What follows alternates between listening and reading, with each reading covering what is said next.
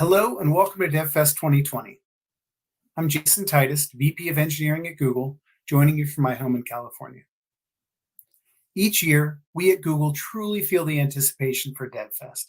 It's a for conferences, and we're glad you can join us and the local developers within your community. Your local DevFest event this weekend is one of hundreds all around the world right at this moment. And what makes DevFest truly unique is that it's run by volunteer community organizers on a mission to help other local technologies. Now, 2020 has been a year of radical change for people across the globe. Developers within this community came together online to plan a virtual DevFest where each local chapter can participate, teach and learn when we need to connect the most. And these connections can be so important. I can remember the first developer conferences I went to, where I met people who were already doing the kinds of things I dreamed of doing. They had started companies, built products, and I got to hear the stories of what had worked and what had gone wrong. And we hope that all of you will get to have similar experiences at DevFest this year. At Google, we've always believed that we are only successful when all of our users are successful. While Google and its products may plant a seed, it's developers like yourself who make the seeds grow and thrive. This community of developers has shown us firsthand how you're using technology to help each other during times of need. To share with you some great examples, welcome, David. Hi, Jason. Thank you. And welcome everybody to this year's DevFest. I'm David McLaughlin, Director of Developer Ecosystems at Google. So I've been with DevFest since the very first year in 2010, when I was able to join a large percentage of them. Back then, they were a series of targeted events in just a handful of countries. In the years since then, we've had massive growth to countries all over.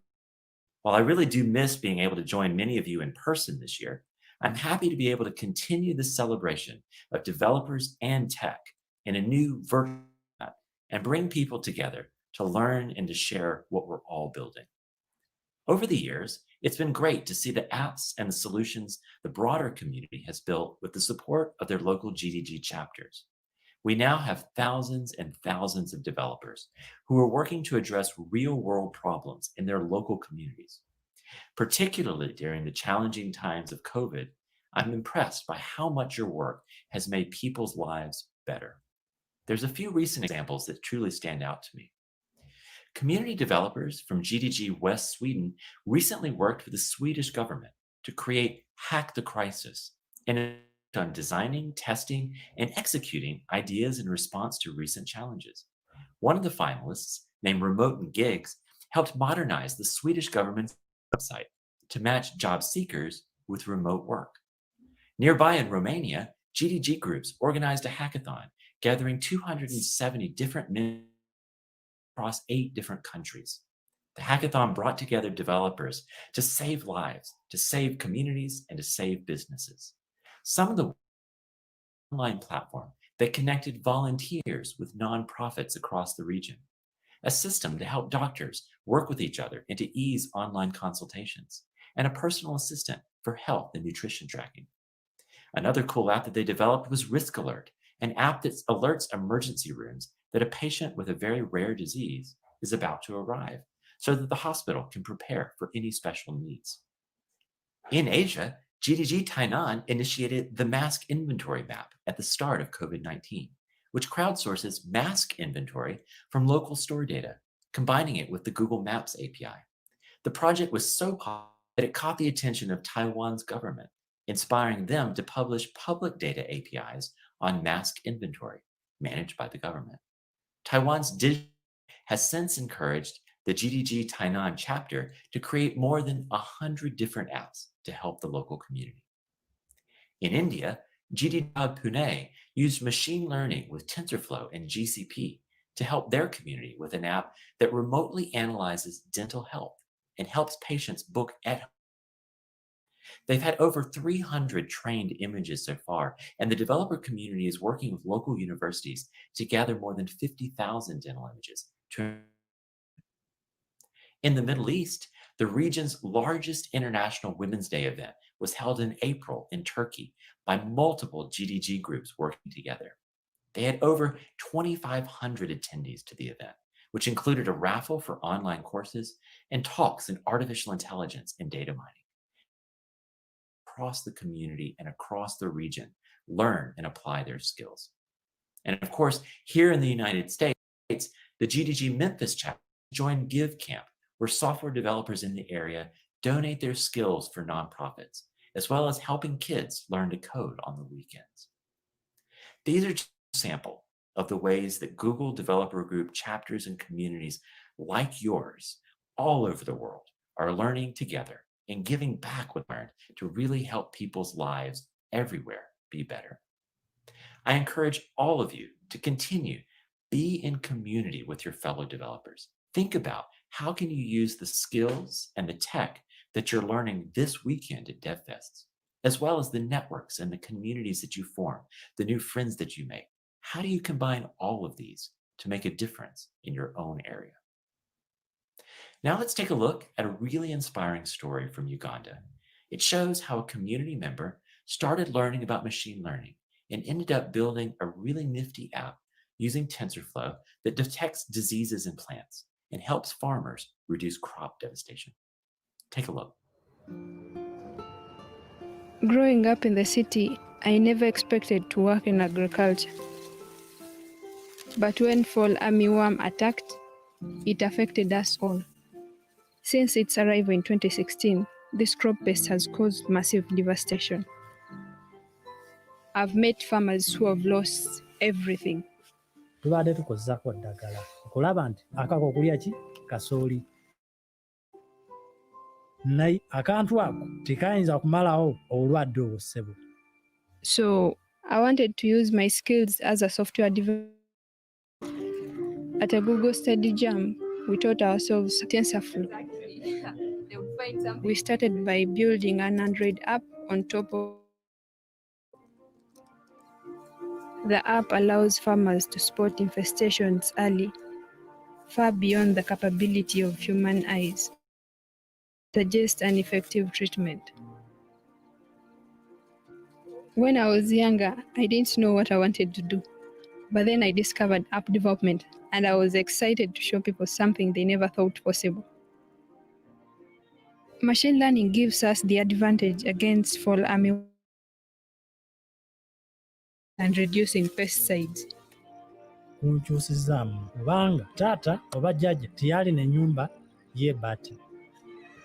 N'ebbaati nazimba ennyumba yange nga tetoonya. Tulina essuubi ne tufuna embeera ennungi mu kulima. Just getting started, and there are so many other sectors like health and education that machine learning could really improve.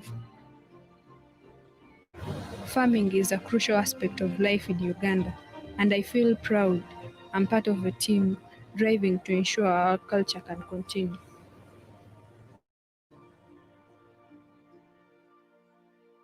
App to detect crop diseases.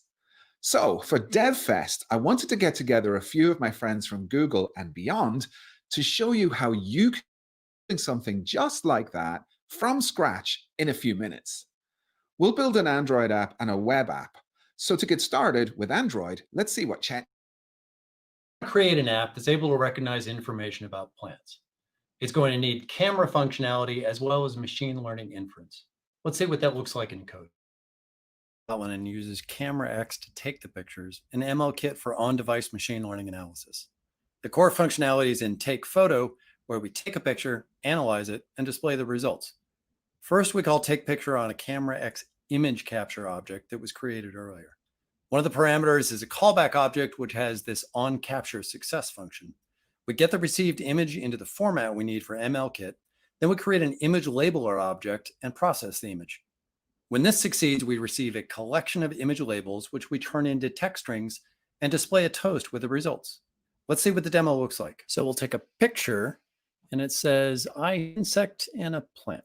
So that was pretty easy, rigging up Camera X and MLKit to detect arbitrary objects in the camera view. But the results were pretty generic because the data set didn't have enough information about our domain. So let's dig a little deeper. Okay, let's go deeper. Now we need a model for something very detecting diseases in bean plants instead of cassava. Let's explore how to build it. On this guide, we'll use some of the available. Let's start with Colab. You can understand Colab as a cloud-hosted development tool. We will do all our coding on it, and you will not need to install anything on your machine. Let's start with a new notebook. Let's just turn the title to beans. We will need to install some packages that we are going to use later. These packages are not installed on your machine. They are on a cloud machine that was created for your Colab. Nice, it finished installed the packages. Let's download the data and do some visualization to understand how our data is separated. Download the data. Let's take a look on some of the images so we can have a better understanding of what we are doing here. Here they are. These will be used for training our model later. Now we have the data. We need to create a model. We are not going to create one from scratch. We are going to use a technique called transfer learning. TensorFlow Hub is a repository for TensorFlow models. You can find all kinds of models here. Let's start with this one. Let's go back to our Colab. Let's define a model handle. Nice. Now we have the data and the base model. How can we do transfer learning? To do that, we are going to use one of the tooling that I mentioned before called Model Maker. Model Maker makes your life way easier when you need to do transfer learning. Let's create the spec for our base model. Let's create our training variables here using the dataset beans that we've just seen. And now we're going to put everything together with Model Maker by defining a model with the training data and the spec that we got from TensorFlow Hub. This will take a couple of minutes. It finished training. And as you can see here, our accuracy is at 87%. Of course, let's evaluate the model with some data it didn't see yet and see how good it is. Nice, 95%. The TensorFlow Lite model Gus just created contains all the metadata Android Studio needs to recognize it and automatically build. To get started, you can update your build.gradle file to include the following TensorFlow Lite dependencies. Then, you'll want to import your generated TF-Lite file into the ML folder of your project. Let's check out the details of our imported model. From here, we can see an example of how to use the model in our app.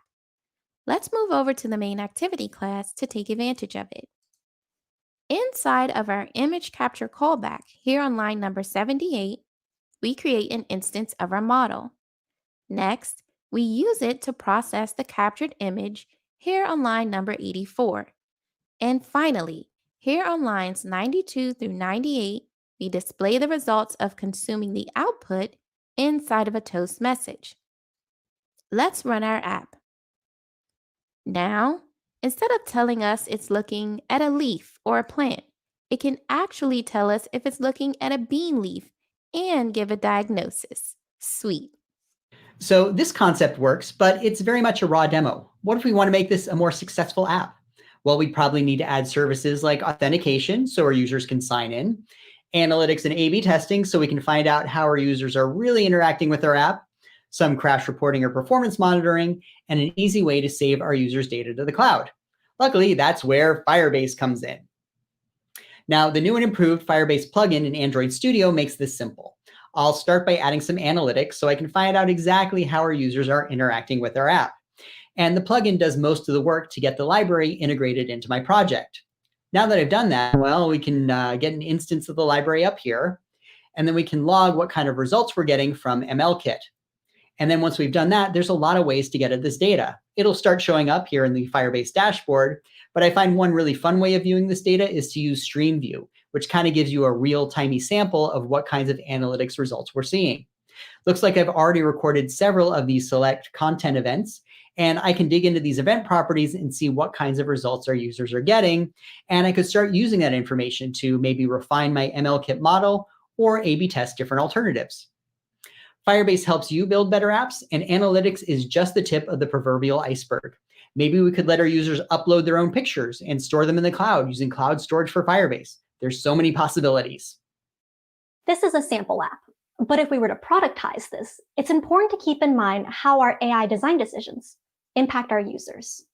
For instance, we need to consider if and/or how it makes sense to display confidence intervals to help your users interpret the ML model output. Say, how you design the onboarding experience sets user expectations, capabilities, and limitations of your ML app, which is vital and engagement. For more guidance on AI designs, check out the People Plus AI Guidebook at pair.withgoogle.com/guidebook. This use case focuses on plant diseases, but for other use cases where our ML-based predictions intersect with people or communities, we absolutely need to think about responsible AI themes like privacy and fairness, which you can learn more about at tensorflow.org/resources/responsible-AI. And don't forget about the web. I've built a PWA that can be installed across all your users' platforms. It combines the web camera with TensorFlow.js, and by integrating machine learning, we can make an amazing all browsers. Now let's take a look. We have our standard project layout with a HTML file, a manifest, and a service worker to make it a PWA. We have some styles to make it look good, and our data folder that contains our TensorFlow configuration and trained model that we're going to use in the app. Now to the heart of the project. Let's go back to the HTML file and see what's happening. We're also loading a webcam object. This is just a class that wraps some boilerplate logic to make it easier to pass camera data from getUserMedia to TensorFlow. And now let's dive into our app logic in index.js. So I'm just going to use Chrome and the debugger here. And this is only so you can kind of see how easy it is to integrate machine learning into your application. So let's get started by clicking the classify button, get the machine learning gears into action. And immediately we break into the TensorFlow tidy function. This is just there to help you kind of clean up any of the memory that TensorFlow uses whilst it makes a prediction. We get our image from the web camera, and then we pass our image back into the machine learning algorithm to make it a prediction. And once we've got a prediction, we access the data, and then we can use that data to update the user interface kind of based on any application logic that we want. And that's Great. So now you have the platform for building a real app. With the tooling from Android Studio, the APIs from CameraX, Jetpack, MLKit, Colab, TensorFlow, Chrome, and Google Cloud, you have a lot of things that just work better together. Any proof of concept for how a minimum viable product with a roadmap to completion can be put together using Google's developer tools and APIs. You might also want to open source this project too, so developers can suggest improvements, optimizations, and even additional features by filing an issue or sending a pull request. It's a great way to get your hard work in front of even more people. We'd love to help you with this, and you can learn more about the process at opensource.guide/starting-a-project. Indeed, we've already opened the bean disease sample we discussed in this video, so you can have a great place to start. Thanks, Pooja. And as you mentioned, open sourcing a project is a great way to make it grow and extend it. If you want to learn more about what you've seen in this video, please visit us at developers.google.com. Hi, developers. My name is Jean-Baptiste, and I'm the head of product inclusion at Google. The demo you just saw shows how Google's products can come together to create an amazing app. But what about product inclusion? You may be wondering, well, what is product inclusion and why is it important? At Google, we believe that giving power to new voices is the core of innovation. When we bring an inclusive lens to the product design process, we amplify underrepresented voices and allow all users to feel seen and validated in the moments that matter for them, and seek out diverse voices to shape the products that we build. We also believe that we have a responsibility not to disappoint our users, no matter who they are, look like, how much money they make, who they love, how old they are, or anything that makes them them. And when we make difference the new normal, we will usher in opportunities to grow our business by earning the love of all of our users. So whether you're 1 or 105 years old, live in a city or a remote village, on Wi-Fi or service, Google is there for you to make sure you have the answers you need when you need them. Product inclusion is exactly what it sounds like, bringing an inclusive lens throughout the entire product design process to create more inclusive products for our users. And so when you're developing your own apps, I challenge you to incorporate the principles of product inclusion in the design process, because we believe that you can do well and do good by being intentional about including underrepresented voices at key points in the product design. Remember, those closest to the problem are also closest to the solution. You can learn more about product inclusion at Google by visiting withgoogle.com. Thanks. Hi, everyone. My name is Jen Cole, and I'm the Global Developer Communities Program Manager at Google. Now it's time to meet and hear from your local developers. So, what can you expect next from your local DevFest? We'll have technical talks, breakout sessions, opportunities, and more.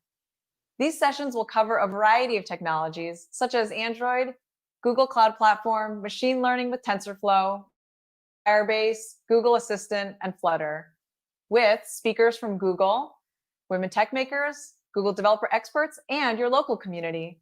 Be sure to claim your badge for participating in DevFest 2020 by going to google.dev/DevFest2020. You can earn even more badges by mastering different Google technologies available on developers.google.com/learn. As a reminder, one of the most important parts of DevFest is providing an inclusive, harassment-free experience for everyone. As an active participant of DevFest today, we can all agree to treat everyone with respect and to speak up if we see any kind. Together, we can create an environment that is welcoming and inclusive to everyone with us here today. Follow @GDG on Twitter around the world and try out the DevFest AR filter and avatar. Share what you're learning or your favorite part about the event on social media with.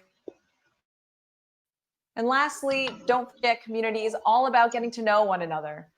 Use the virtual breakout rooms and chat feature to connect with others with shared interests. We hope you enjoyed DevFest 2020.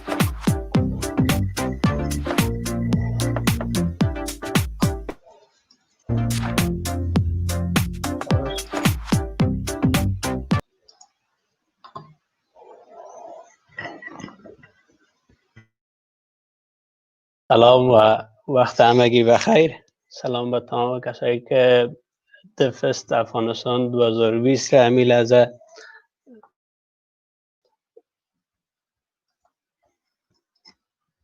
من بسیار خوشحال هستم که در 30مین دفست افغانستان را دارم. دفست 2018 در پانتون کاردان برگزار شد. چیز حدود 250 نفر. اولین دفست بود. دفست 2019 بسیار باشکوه بود. در باغ چلستون، در قصر چلستون شد. اضافه از 400 نفر در برنامه اشتراک کرده بود از دیولپرها از تمام گوشه‌های افغانستان. 25 نفر اسپیکر. دفست 2020 پلان داشتیم که از آم کرده کلانتر بگیریم، اما متاسفانه کرونا آمد و باعث شد پلان‌های کل ما و شما تغییر بکنه و به اون ترتیب دفست 2020 هم متفاوت‌تر برگزار شد. اما برای ما و شما کسایی که در تکنولوژی کار میکنیم، هر محدودیت چند تا فرصت دیگر بار میاره و از این فرصت استفاده کرده تصمیم گرفتیم که دفست 2020 را به صورت آنلاین. خبر خوبی است که از سال 2018 که اولین چپتر GDG کابل باز شد، 3 تا چپتر دیگه در افغانستان فعال شده. چپتر GDG هرات، چپتر GDG قندهار که خوشبختانه تمام از این بزرگوارا ارگانایزرهایشان همراه ما هستن و اونا را یکی یکی در استریم اضافه میکنم و میخوایم که همراه شما صحبت بکنیم. اما عمران احمد صاحب اضافه میکنم. عمران احمد صاحب از GDG، نیاز محمد خیری از GDG بلخ همراه ما است و ناصری از GDG هرات همراه ما شما هستند. این جای بسیار خوشی است که دفست امسال را 4 شپتر برگزار میکنه و این به معناست که در این دفست از هر گوشه افغانستان ما اسپیکر داریم و تنها از افغانستان نه، از سنگاپور اسپیکر داریم، امروز هم و فردا از مالزی اسپیکر داریم و خود استاد فوزی از آلمان همراه ما شما صحبت میکنن. 2 روز بسیار مفید را انشالله همراه ما خواهد داشتین. من بیشتر پرحرفی نمیکنم، رشته گپا را میتونم به استاد فوزی ناصری مسئول GDG هرات. استاد بفرمایید. خدمت تمام عزیزان خیلی یک خوش آمدید میگویم برای عزیزانی که به دیوفست افغانستان 2020 پیوستن و با ما هستن و خیلی خوشحالم که به نمایندگی GDG هرات به همه شما خوش آمدید میگویم و برای اولین دفعه است که من به دیوفست بپیوستم. DGD هرات هنوز خیلی جوان است. ما امسال 2020 به جولای پیوستیم به جمع دیگه DGD های افغانستان و فعالیت هایی که هنوز کردیم خیلی کمه و انشالله که در آینده این هرات DGD اکسیسی خواهد بود برای تمام کسانی که میخوایم یک چیزی انویتور باشن یا میکرز باشن و یک فرصت خیلی خوبیه که تمام دیولپرها به زیر یک چتر با هم کار بکنیم و با هم دیگر کمک باشیم و یا که اگر یک نفر ما مشکل داره یا یک پروژه داره به کمک هم دیگر بکنیم تبادله افکار نماییم و از تجربیات هم دیگر استفاده نماییم.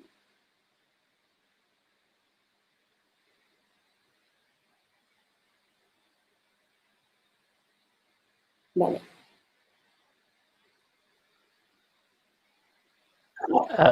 تشکر جناب استاد. تشکر. از عمران احمد صاحب میشنویم از GDG کندهار.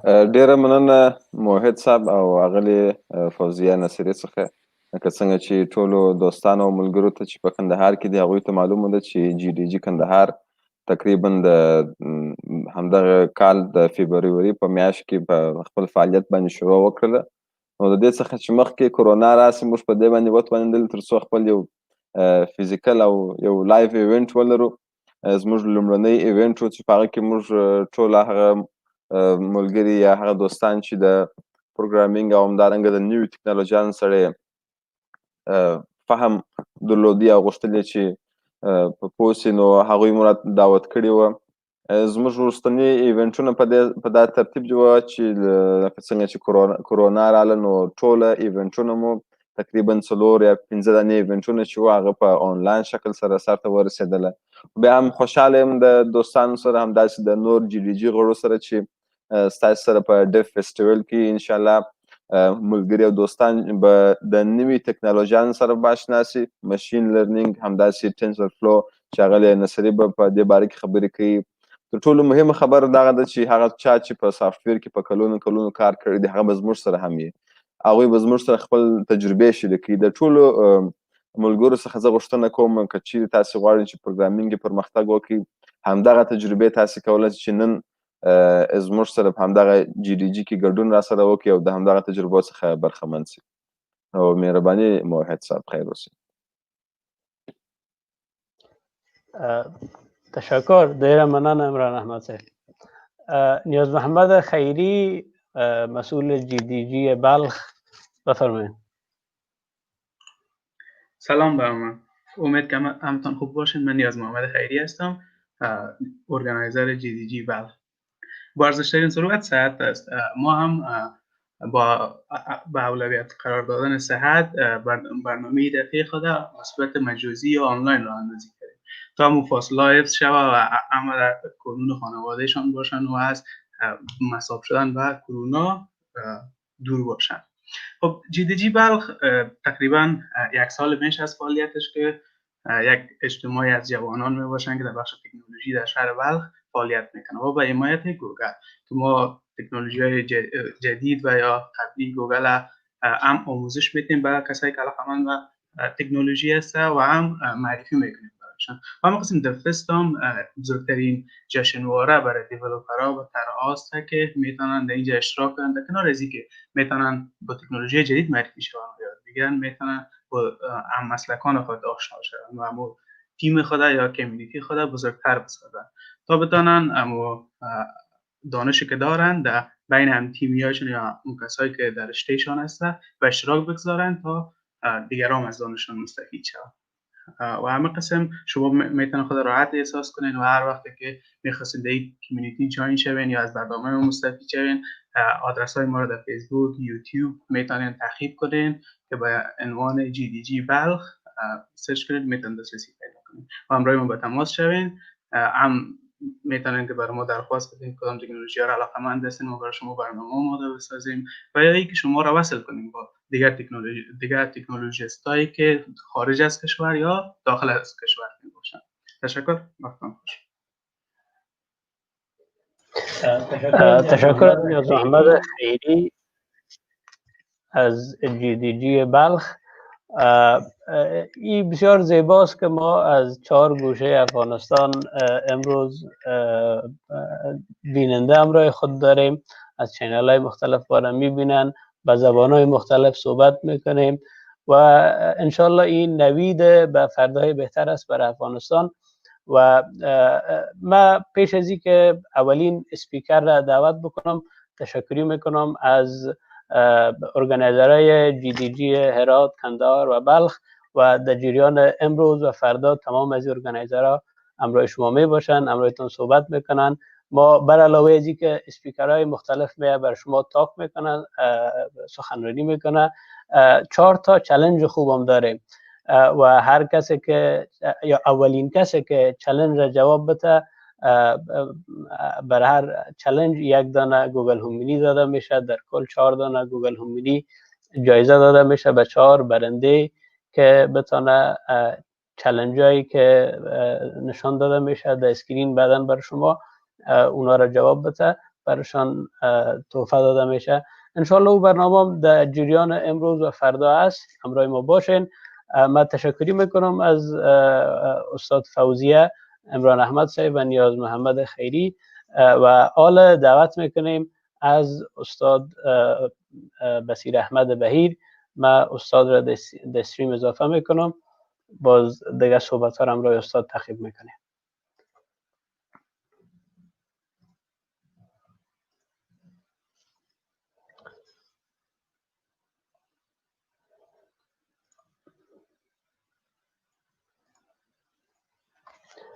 سلام علیکم استاد، چه خوش آمدین. سلام علیکم واحد صاحب.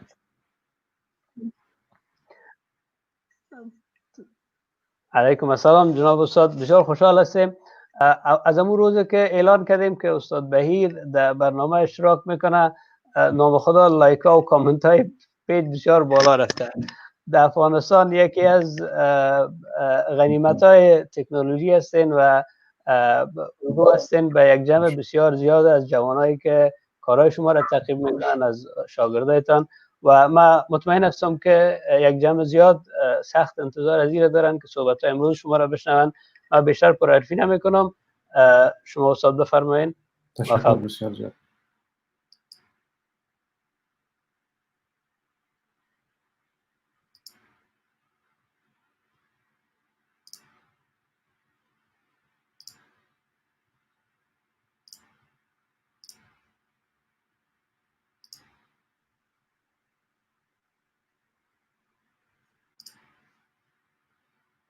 پرزنتیشن مرا شما دارین یا خیر؟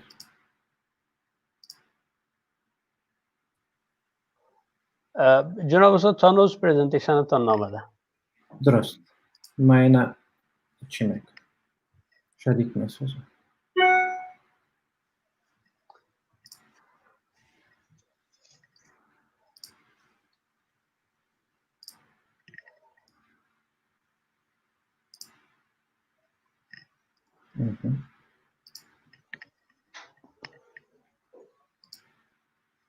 حالا آمد. بله بهتر شد. بسیار.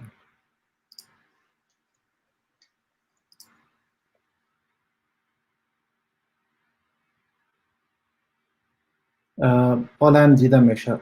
بله. این را باید یک رقم کنیم که وقتی که من فول سکرین میرم بعد از او باز همین صفحه گم میشه. ما مجبور که به این شکل پرزنتش بکنم. یا اگر شما کدام رای حل دیگر را دارین برای من میشه پیشنهاد بکنین موحد صاحب. اگر بعد از اینکه فول اسکرین کردین اگر اسکرینتان شیر کنین جناب استاد. اوکی امورم کوشش کردم اما موفق نشدم. بازم کوشش میکنم. همونطور هم درست است. اگر فول اسکرین نمیشه فکر کنم زیاد نوشته خوانده میشد. این پرزنتیشن های آنلاین نمیته یکم یگان گپکا داره. بله. والا نمیه نه خیر. مجبور که به اون شکل پرزنتش بکنم. خیر مشکل نیست. خوانده میشد. پیشتر که آمد نوشته خوانده میشد. خب درست است.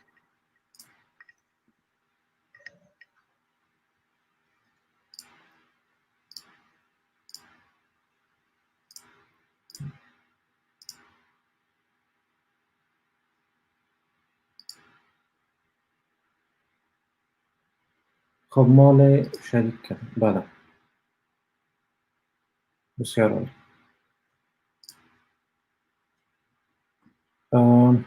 بسم الله الرحمن الرحیم.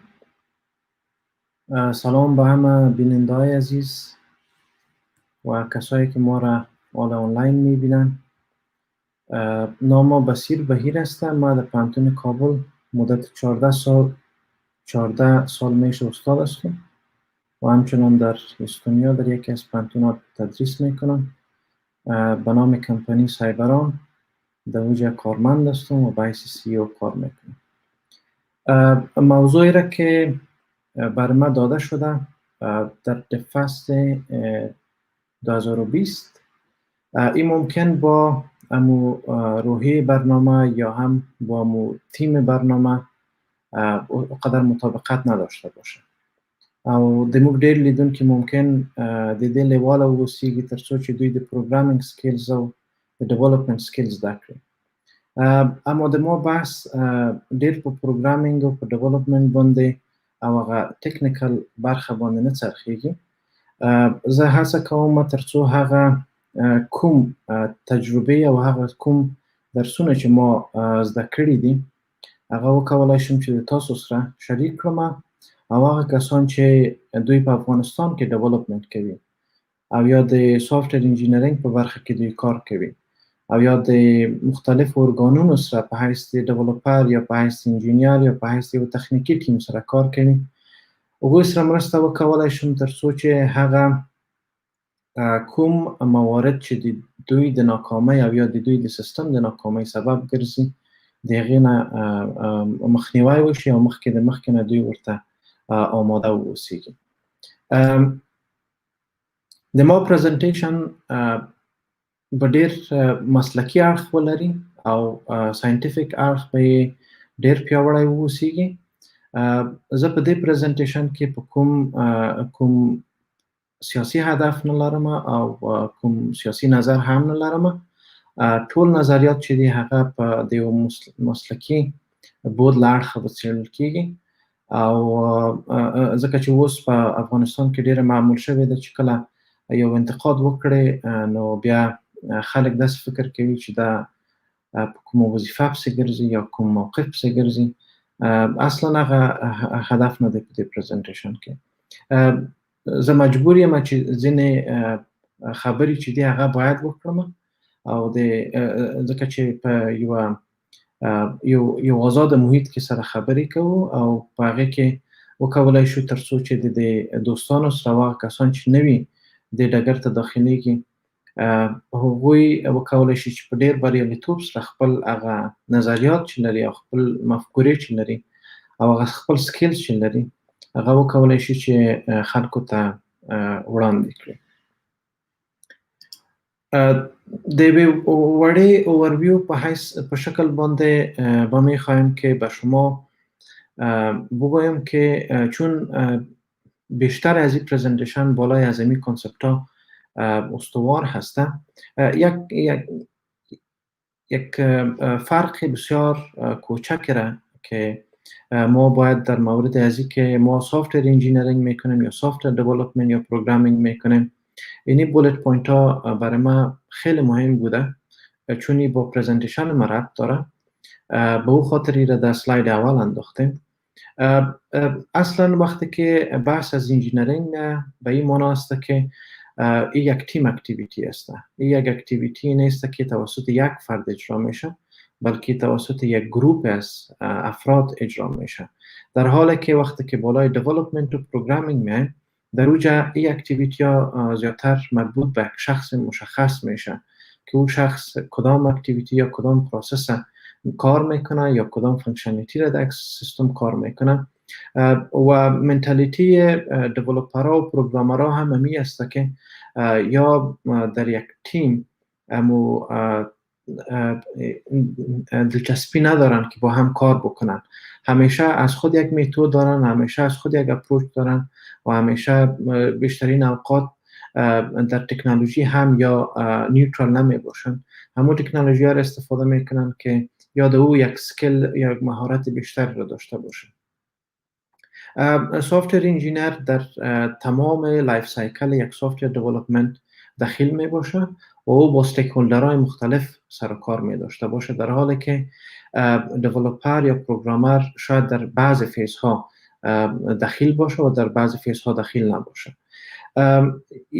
در انجینیرینگ بیشتر انجینیرینگ کانسپت ها استفاده میشه، در حالی که در دیولپمنت و در پروگرامینگ بیشترین کانسپت هایی که مربوط کدینگ و تکنیکال میشه استفاده میکنن.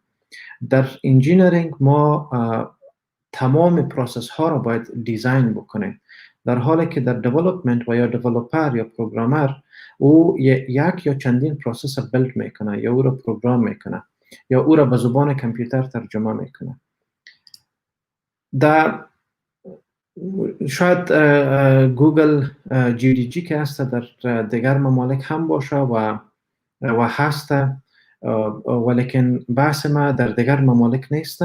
اگر کدام مملکت به شکل مثال در اینجا ما یادآوری میکنم، به این معنی است که به حیث یک مثال او آورده میشه، نه به حیث ازی که در اوج ما پرابلم ها یا سکسس استوری ها را ما مطالعه میکنیم و فقط به خاطر ازی است که ما یک مثال را داشته باشیم تا بتانیم یک مقایسه را انجام داده بتانیم. ما در مورد سافتور دیولپمنت در حکومت افغانستان صحبت میکنم و گپ میزنم و امو تجارب و امو درسایی را که یاد گرفتیم در مدت 14 سال یا 15 سال میشه که او را همراه شما شریک بسازم. اما قبل از او میشه که یک بحث عمومی داشته باشیم.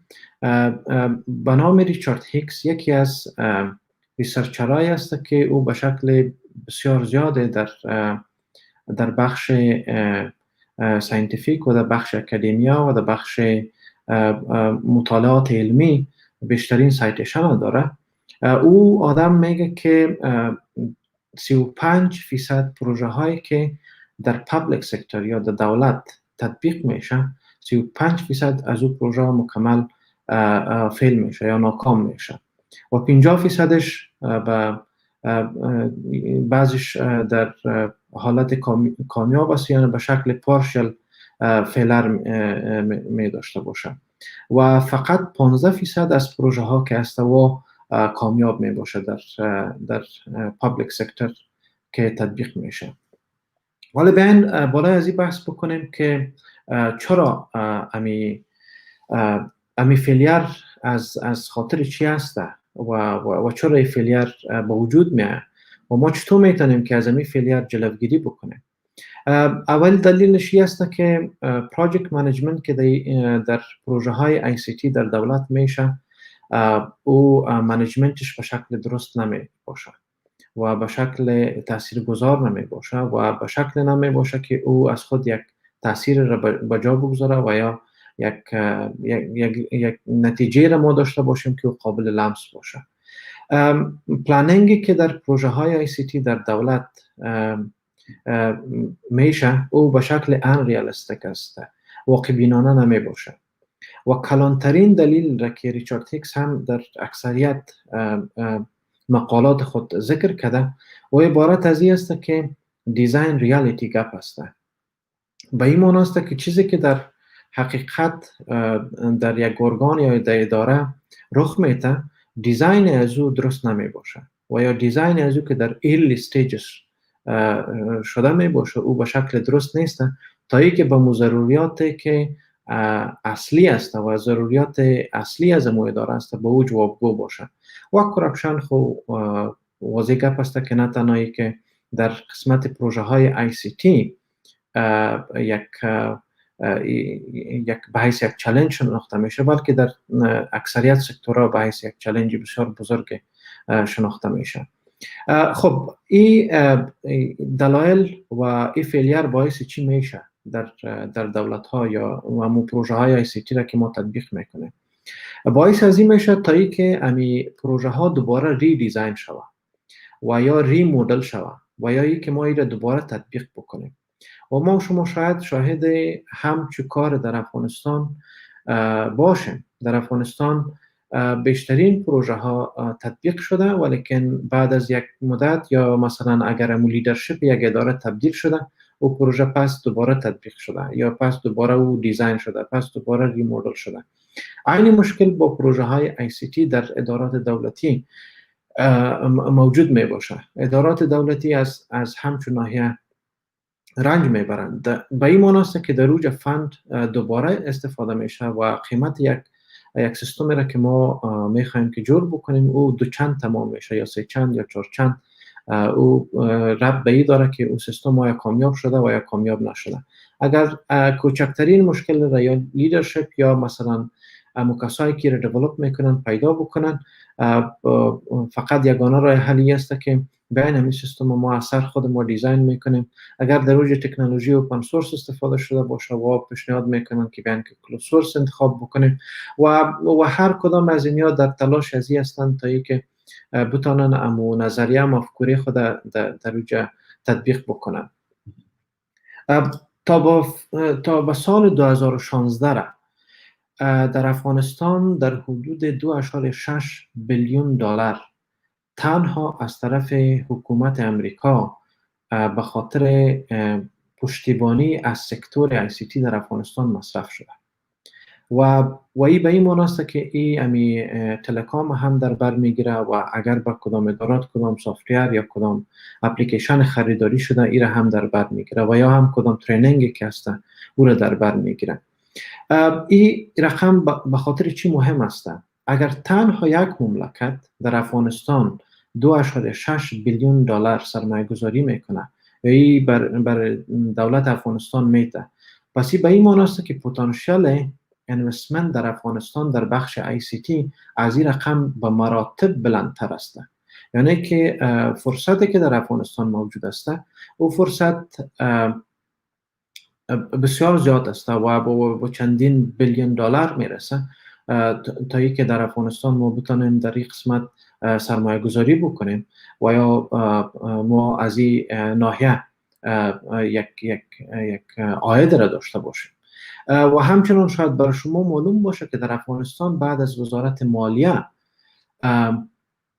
یگانه وزارتی که و یا دومین وزارتی که وزارت عایداتی است او عبارت از وزارت مخابرات است. وزارت مخابرات بعد از وزارت مالیه دومین وزارت عایداتی بر افغانستان شمرده میشه.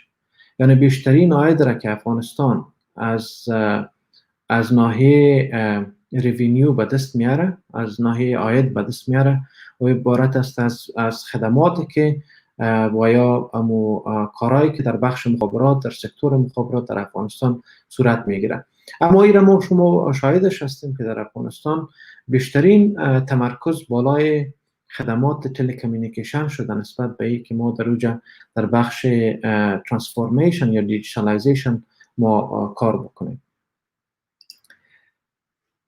ما از یکی از ممالکی که ما در اوجه هستم و به شکل یک دیجیتال کانتری حساب میشه یا به حیث یک ای کانتری حساب میشه یا به حیث یک ای مملکت حساب میشه او عبارت از استونیا است. من این ارقام به خاطر از این ذکر میکنم که یک مقایسه صورت گرفته بتونه و برای شما یک موضوع را واضح بسازم که چقدر اپورتونیتی در افغانستان در بخش سکتور آی سی تی موجود است.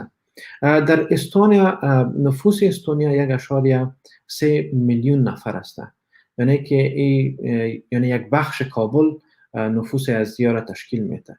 99% خدمات دولتی در استونیا به شکل آنلاین است.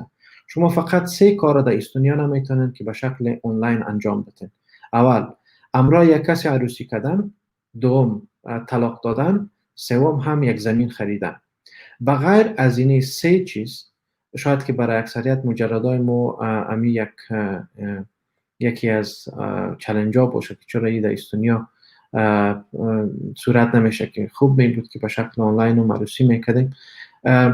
ولیکن در استونیا شما فقط این 3 کار نمیتونن که به شکل آنلاین انجام بدین، اما دیگر تمام کارهایی را که شما میخواین فقط نام بگیرین و شما به شکل آنلاین انجام داده میتونید. تا با فعلا در استونیا در حدود 2600 بیشتر از 2600 آنلاین سرویسز هستند. پس به این معنی است که در افغانستان هم ما شما در حدود 2600 یا از این بیشتر با آنلاین سرویسز ما ضرورت داریم. ما تا به فعلا در افغانستان شاهد کدام آنلاین سرویسی که او به شکل قابل لمس باشه و کدام کار را برای مردم عام یا حتی در ادارات دولتی با آسانی بتانیم اجرا بکنیم، ما شاهدش نیستیم. شاید که در قسمت پاسپورت دوستا شاید انتقاد بکنن که چرا پاسپورت یاد نمیکنیم. سیستمی که برای اپلیکیشن آنلاین پاسپورت جور شده او فقط به شکل یک اپلیکیشن است و با شما فقط معلوماتتون خانه‌پوری میکنین، اما باز هم به شکل یک دستاورد میشه که او از اون نام برد. اما شما در اینجا متوجه باشین کسایی که سافتور دیولپمنت میکنن و یا سافتور انجینیر هستن و یا بخش کامپیوتر ساینس میخوانن، در افغانستان به این اندازه اپورتونیتی هست که شما کار بکنین در بخش آی سی تی و او را هم با دولت کار بکنین. و چرا دولت زیاد ما میخوایم که فوکس بالاش بکنیم؟ به خاطر از اینکه امی سکیل یا مهارت ما شما که هست، خریدار بسیار کلانش که هست، او عبارت از دولت است. به خاطر از اینکه بیشترین خدمات را دولت داره و به همچو ظرفیت ها و همچو مهارت ها ضرورت داره تا اینکه امی سرویس ها را یا بتونن که یا ترانسفورم بکنن یا تا یک محدوده بتونن که او را اتومات بسازن. فلحاظ دولت افغانستان یکی از کلانترین کستومرهای است، یا کلانترین مشتریای است که ما میتونیم که در اوجا فرصت کار کردن برای ما مساعد است و فرصت از این کار است که ما امرای دولت بزنس بکنیم و یا برای از خدمات آی سی تی را ما فراهم کرده بتونیم. پس شما این را متوجه باشین که بخوایم نخوایم در آینده نزدیک یا در آینده میان مدت یا دراز مدت ما شاهد دیولپمنت 2600 و یا بیشتر از 2600 آنلاین سرویسز ما در افغانستان خواهم بود و تمام از اینها به ظرفیت ضرورت داره و به کسای ضرورت دارن که او مهارت تکنیکی داشته باشن و یا از دیولپمنت از پروگرامینگ فهم داشته باشن و نالج و سکیلزش داشته باشن. در استونیا 99% مردم و از آیدی کارت استفاده میکنن، از دیجیتال آیدی استفاده میکنن و یا هم دیجیتال سیگنیچر استفاده میکنن. یک مثال که در مورد دیجیتال سیگنیچر است، فقط یکی از بیلدینگ بلاک های است که در امی انفراستراکچر استونیا را تشکیل میده. در استونیا ماهانه با داشتن نفوس 1.3 میلیون یا به اندازه بلندی برج ایفل یا فقط کاغذ سفید سیوینگ داره و به این اندازه یا کاغذ صرفه‌جویی میکنن. شما فکر بکنین اگر ما با 300 متر کاغذ صرفه‌جویی شما جلوگیری کرده میتونیم در یک مملکتی که با نفوس 1.3 میلیونی باشه، پس در یک مملکتی که در اوج ما 32 یا 34 میلیون نفوس داره، در اوج ما به چه اندازه بتانیم که از استفاده ورق جلوگیری بکنه و یا ای که چقدر به محیط ما کمک میکنه و چقدر از در قسمت ای که ما بتانیم پول و خرچه ادارات کمتر بیاریم و او را با پایین ترین لیول برسانیم و ای در قسمت ای که بتانیم که فقط مصرف ورقه بتانیم که در یک جای دیگر مصرف بکنیم، ما چقدر خود پیش باشیم از نگاه اقتصادی.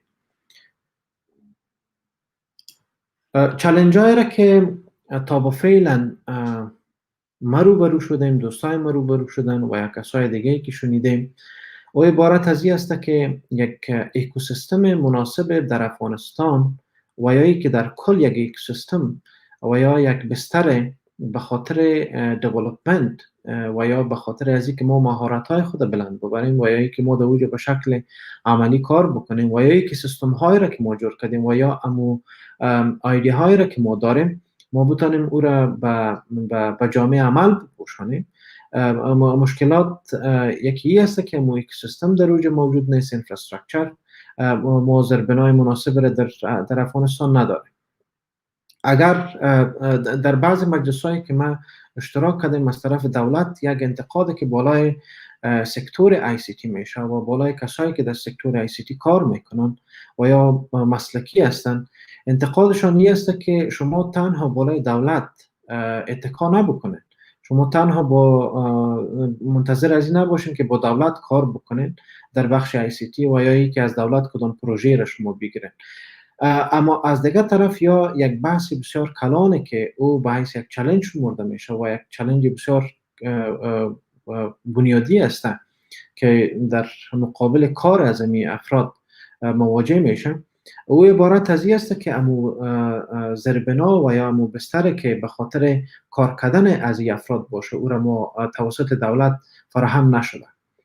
اگر از دیگر ممالک ما صحبت میکنیم، در اوج مثلا ترینینگ هایی هست که به استارتاپ ها داده میشه، انترپرنورشیپ مثلا در اوج تقویه میشه، در اوج به فند داده میشه. حتی مثلا شما شاید از این بودن یا در خبرها هم شنیده باشین که با بسیاری کمپانی هایی که یا مثلا نتونستن که در همین مدت کرونا که اومده یا کار بکنن یا کدام عاید را داشته باشن، دولت ها همراه از او کمک میکنن تا اینکه بتونن اون را کامپنسیت بکنن. فلهذا ما نه تکنیکی کدام انفراستراکچر را داریم و یا بستر مناسب را ما به خاطر کار کردن در محیط خود داریم یا در مملکت خود داریم. چیز دیگه را که ما متوجه شدیم، بیشترین فوکس دیولپرهای ما در افغانستان و یا چی که با ادارات کار میکنن و یا چی که به حیث فریلنسینگ کار میکنن و یا ای که مثلا در یک کمپانی کار میکنن، بیشترین فوکس بالای از این است که یا کدینگ یاد بگیرن، دیولپمنت یاد بگیرن، اما بالای انجینیرینگ، بالای دیزاین، بالای پروسس مپینگ و بالای انالیزیس، بالای از زیادتر فوکس نمیشه که اونمو مشکل دیزاین گپ ریالیتی را به میان میاره که چیزی که در حقیقت است و واقعیت موضوع است او را ما نمیتونیم که به شکل خوبش تمثیل بکنیم و یا او را ما دیولپ بکنیم. بیشترین فوکس بالای کدینگ و دیولپمنت صورت میگیره، نه ای که ما بالای انجینیرینگ یک سافتویر زیاد وقت خود مصرف بکنه. ما در اکثریت جاها متوجه شدیم که دیولپرهای ما بعد از اینترویو اولی که با کلاینت خود می داشته باشن، در روز آیندهش یا در روز دومش یا در روز سومش یا اولین کار را که میکنن و دیولپمنت انوایرمنت ست اپ میکنن و راسن با کدینگ شروع میکنن که ما فکر میکنم یکی از چالش های خیلی بزرگ است که ما نتونستیم در افغانستان با مصرف همچو پیسه هنگفته بتانیم که حداقل یک سیستم را داشته باشیم که او توسط مردم عام با شکل خوبش بتونه که و با شکل سستینبل بتونه که استفاده شده بتونه. و این نقص از ما هم است، کسایی که ما تکنیکی هستیم و در یا ادارات دولتی کار کردیم یا در کمپانی ها کار کردیم که ما زیادترین بحث ما ای است که و زیادترین کنسرن ما ای است که ما بالای کدینگ و دیولپمنت و بخشای تکنیکی بسیار زیاد فوکس میکنیم نسبت به اینکه ما بالای انجینیرینگ و دیزاین سافت‌ویر رو کار بکنیم. در اکثر ادارات تکنولوژی یا سافت‌ویر یا دیتابیس یا مثلا MIS یا یک اپلیکیشن یا یک سیستم توسط کلانای ادارات به حیث یک لکشری دیده میشه، به حیث یک چیز تزئینی فکر میشه و تا به حال هم سافت‌ویر در جمله در قسمت تدارکات سافت‌ویر در افغانستان تا به حال هم ما کدام یک قانون را یا پلیسی را که در اوج ما بتونیم سافت‌ویر را به حیث یک سیستم نه به حیث یک استیشنری یا قرطاسیه حساب بکنیم ما تا به حال نداره متاسفانه.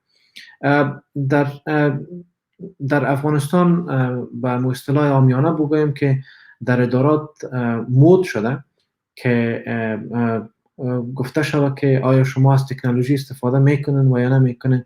گفته میشه بله ما از تکنولوژی استفاده میکنیم، ما فلان چیز دیتابیس داریم و او را همیشه برای مردم کشیده میرن و اکثریت کلانای ما وقتی که با تاپ منیجمنت یا با لیدرشپ مجلس می داشته باشن بالا از زیاد تمرکز میکنن و میگن که ما بله ها یک دیتابیس را داریم و در اکثریت مجلس ها از تاپ منیجمنت هم ما در بعض جایاش میدیم که از یک اداره پرسیده میشه که آیا شما کدام دیتابیس دارین و یا ندارین. به این مناسبت که اگر او اداره همی دیتابیس استفاده میکنه و یا نمیکنه و این دیتابیس به کدام نحوه جور شده بالا از او قدر بحث نیست. فقط بالا از این بحث است که ما دو کامپیوتر و یک دیتا سنتر داشته باشیم در ادارات خود. پس امی بر ما نشان میده که ما دیجیتالی ترانسفورم شدیم و ما یا اداره خود دیجیتالایز ساختیم. کلانترین مشکل را که ما شما با او روبرو هستیم او دیجیتال ترست است. مردم عام ما شما بالای دیجیتال و یا خدمات دیجیتالی و قدر اعتبار نداره و یا به پروسه هایی که منول هستن با اونمو ترجیح میتن و یا حتی ما با ادارات دولتی که کار کردیم و یا بر از او کدام سافت‌ویر را که ما جور کردیم وقتی که ما برشان میگیم که شما باید همین سیستمتان مثلا در یک جای مناسب که در اوجه 24 ساعت به اینترنت وصل باشه، 24 ساعت مثلا در اوجه برق باشه و در اوجه هستش بکنن، در اوجه باید میزبانی شود. کلانترین کنسرن از یایی است که والا خب بالای دیتای ما چی میشه، دیتای ما چطور میشه. برازیر یک راه حل هست که من پیشنهاد میکنم و شمایی که هم در ادارات دولتی کار میکنن وزارت مخابرات به نام نشنال دیتا سنتر یک دیتا سنتر را داره که در اوجا وسایل و لوازمی که او ضرورت است به خاطر ای که ما دیتای خود در اوجا ذخیره کرده بتونیم در اوجا موجود است. اگر کدام اداره دولتی یک بهانه جویی میکنه و میگه که ما نمیتونیم که ایره مثلا یاد سرورهای شما یا مثلا ما فعلا خودمون کدام سرور نداریم باید کارهای تدارکات از او اول باید خلاص شد و بعد از اون ما بتونیم که امی سیستم شما را هست بکنیم و یا که ما ایره آنلاین بکنیم یا که ما ایره استفاده کرده بتونیم. بر از یا بگوین که شما برند دولت و دولت مسئولیت از این داره که معلومات مردم عامه و معلومات ادارات و چی او معلومات کانفیدنشال باشه، محرم باشه و یا معلومات باشه که به شکل عام میتونه که عرضه شود، او معلومات شما میتونه که در دیتا سنتر دولت افغانستان در اوج ذخیره بکنه. کلانترین مشکل را که ما در ادارات پیدا کردیم او عبارت از این است که تعهد سیاسی و تعهد اداری به خاطر تطبیق پروژه های آیتی در افغانستان موجود نیست متاسفانه. تا به فعلا هم این به شکل شعار مونده و با تغییر شدن یک لیدرشپ یا منیجمنت در یک اداره و مکمل هم سیستمایی که در اوجا جور شده حتی او را تبدیل میکنن و کدام تعهد را ما در اوجا پیدا نکردیم. اگر کدام تعهد سیاسی یا اداری به خاطر دیجیتالایزیشن یا به خاطر دیجیتال ترانسفورمیشن در دولت موجود نباشه پس شما هر سیستمی را که جور میکنین او سیستم در اوج ناکام است، او سیستم در اوج تطبیق نمیشه. به خاطر از اینکه در اوجا کدام ول موجود نیست، در اوجا کدام تعهد موجود نیست و یا وا نمیخواین که مثلا همچون سیستمایی را تطبیق بکنن تا وقتی که امی تعهد سیاسی را، تعهد اداری را ما در ادارات ایجاد نکرده باشیم، تا او وقت ما نمیتونیم که هر سیستم را که شما جور میکنین او هر چنده که با تکنولوژی بلند با شکل بسیار خوبش و به نحوه بسیار خوبش دیزاین شده باشه، شما نمیتونین که او را تطبیق بکنین. اولین و مهمترین شرط به خاطر دیجیتال ترانسفورمیشن همی است که باید ما به خاطر تطبیق دیجیتال سیستم ما باید متعهد سیاسی را باید داشته باشیم، متعهد اداری را باید داشته باشیم.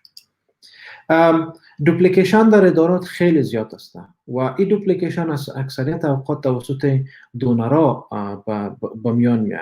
ما شاهد یک پروژه هستم که در اوجا یک سیستم و یک لب در اوجا مکمل و فانکشن و با سالهای سال او فعالیت میکرد، یک دونر دیگه میایه و میگه که ما همچی چیز را در اوجا جور میکنیم.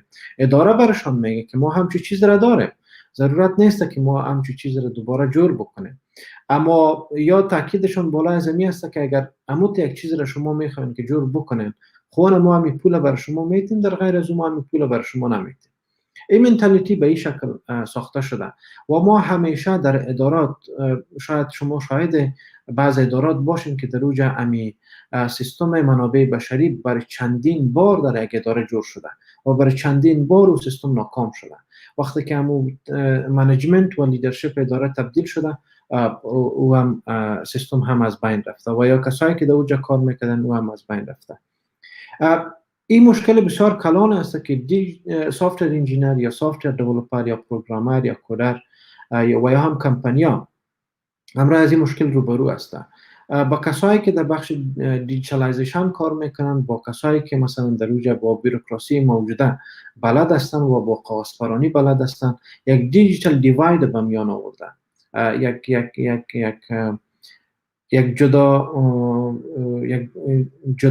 جدایی بین کسایی که وا تکنیکی هستن و تکنیکی میفهمن یا کامپیوتر را میفهمن یا تکنولوژی را میفهمن و کسایی که تکنیکی نمیفهمن.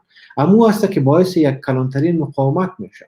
شما هر چنده که هر چقدر یک بهترین سیستم را شما جور کرده باشین، در اوجا با یک مقاومت روبرو میشین که اون مقاومت خیلی بزرگ میباشه و امو کسایی که با فانکشنال ممبر اگه داره میباشن با امرای شما موافقه نمیکنن.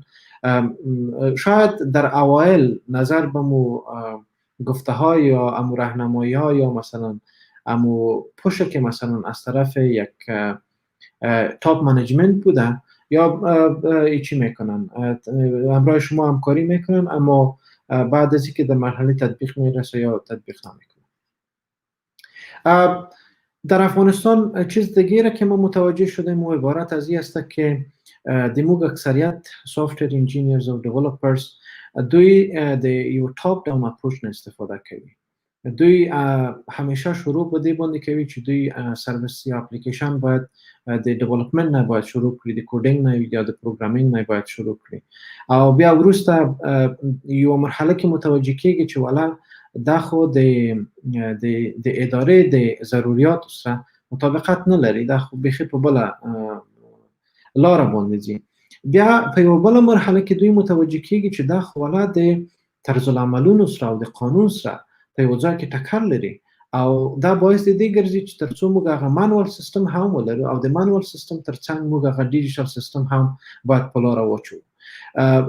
د دې علت دا دی چې هر ډیجیټل ترانسفورمیشن فعالیت په یو اداره کې باعث د دې ګرځي ترڅو چې هغه ته موږ لیګل ریفورم ولرو، هغه ته پالیسیانې باید تبدیل شي، تغییر شي. ځکه د پروسس انجینیرینګ هغه آخرین هدف دا دی چې باید موږ په پالیسی کې او په موږ طرز العملونو کې تغییرات راوړو.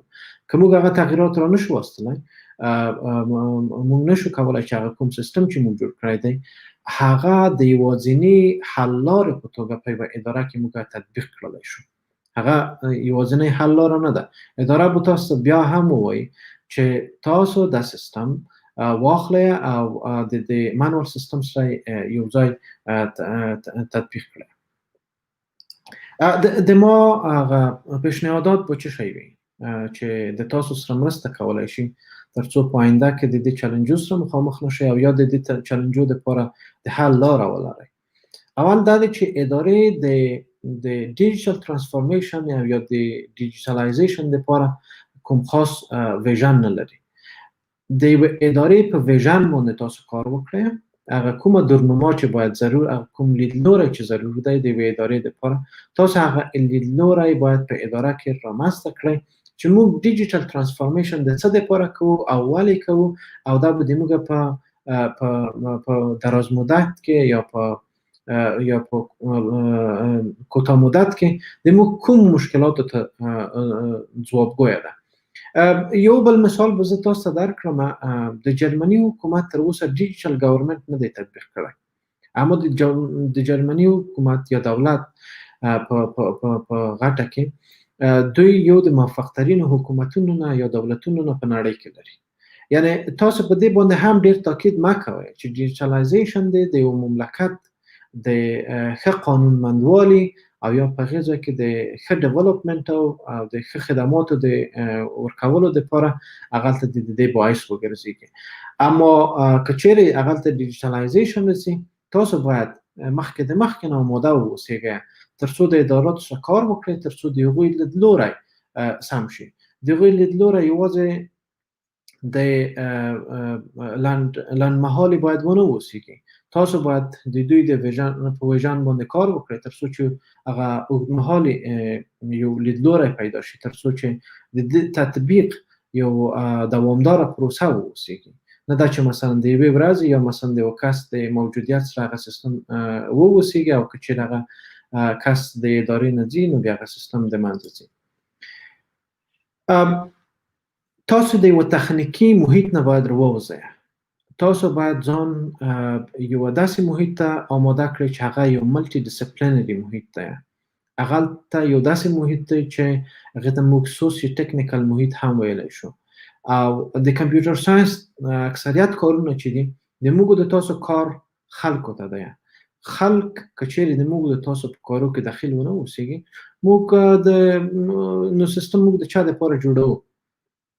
سیستم ما به مراتب با چالش ناکامی مواجه خواهد بود.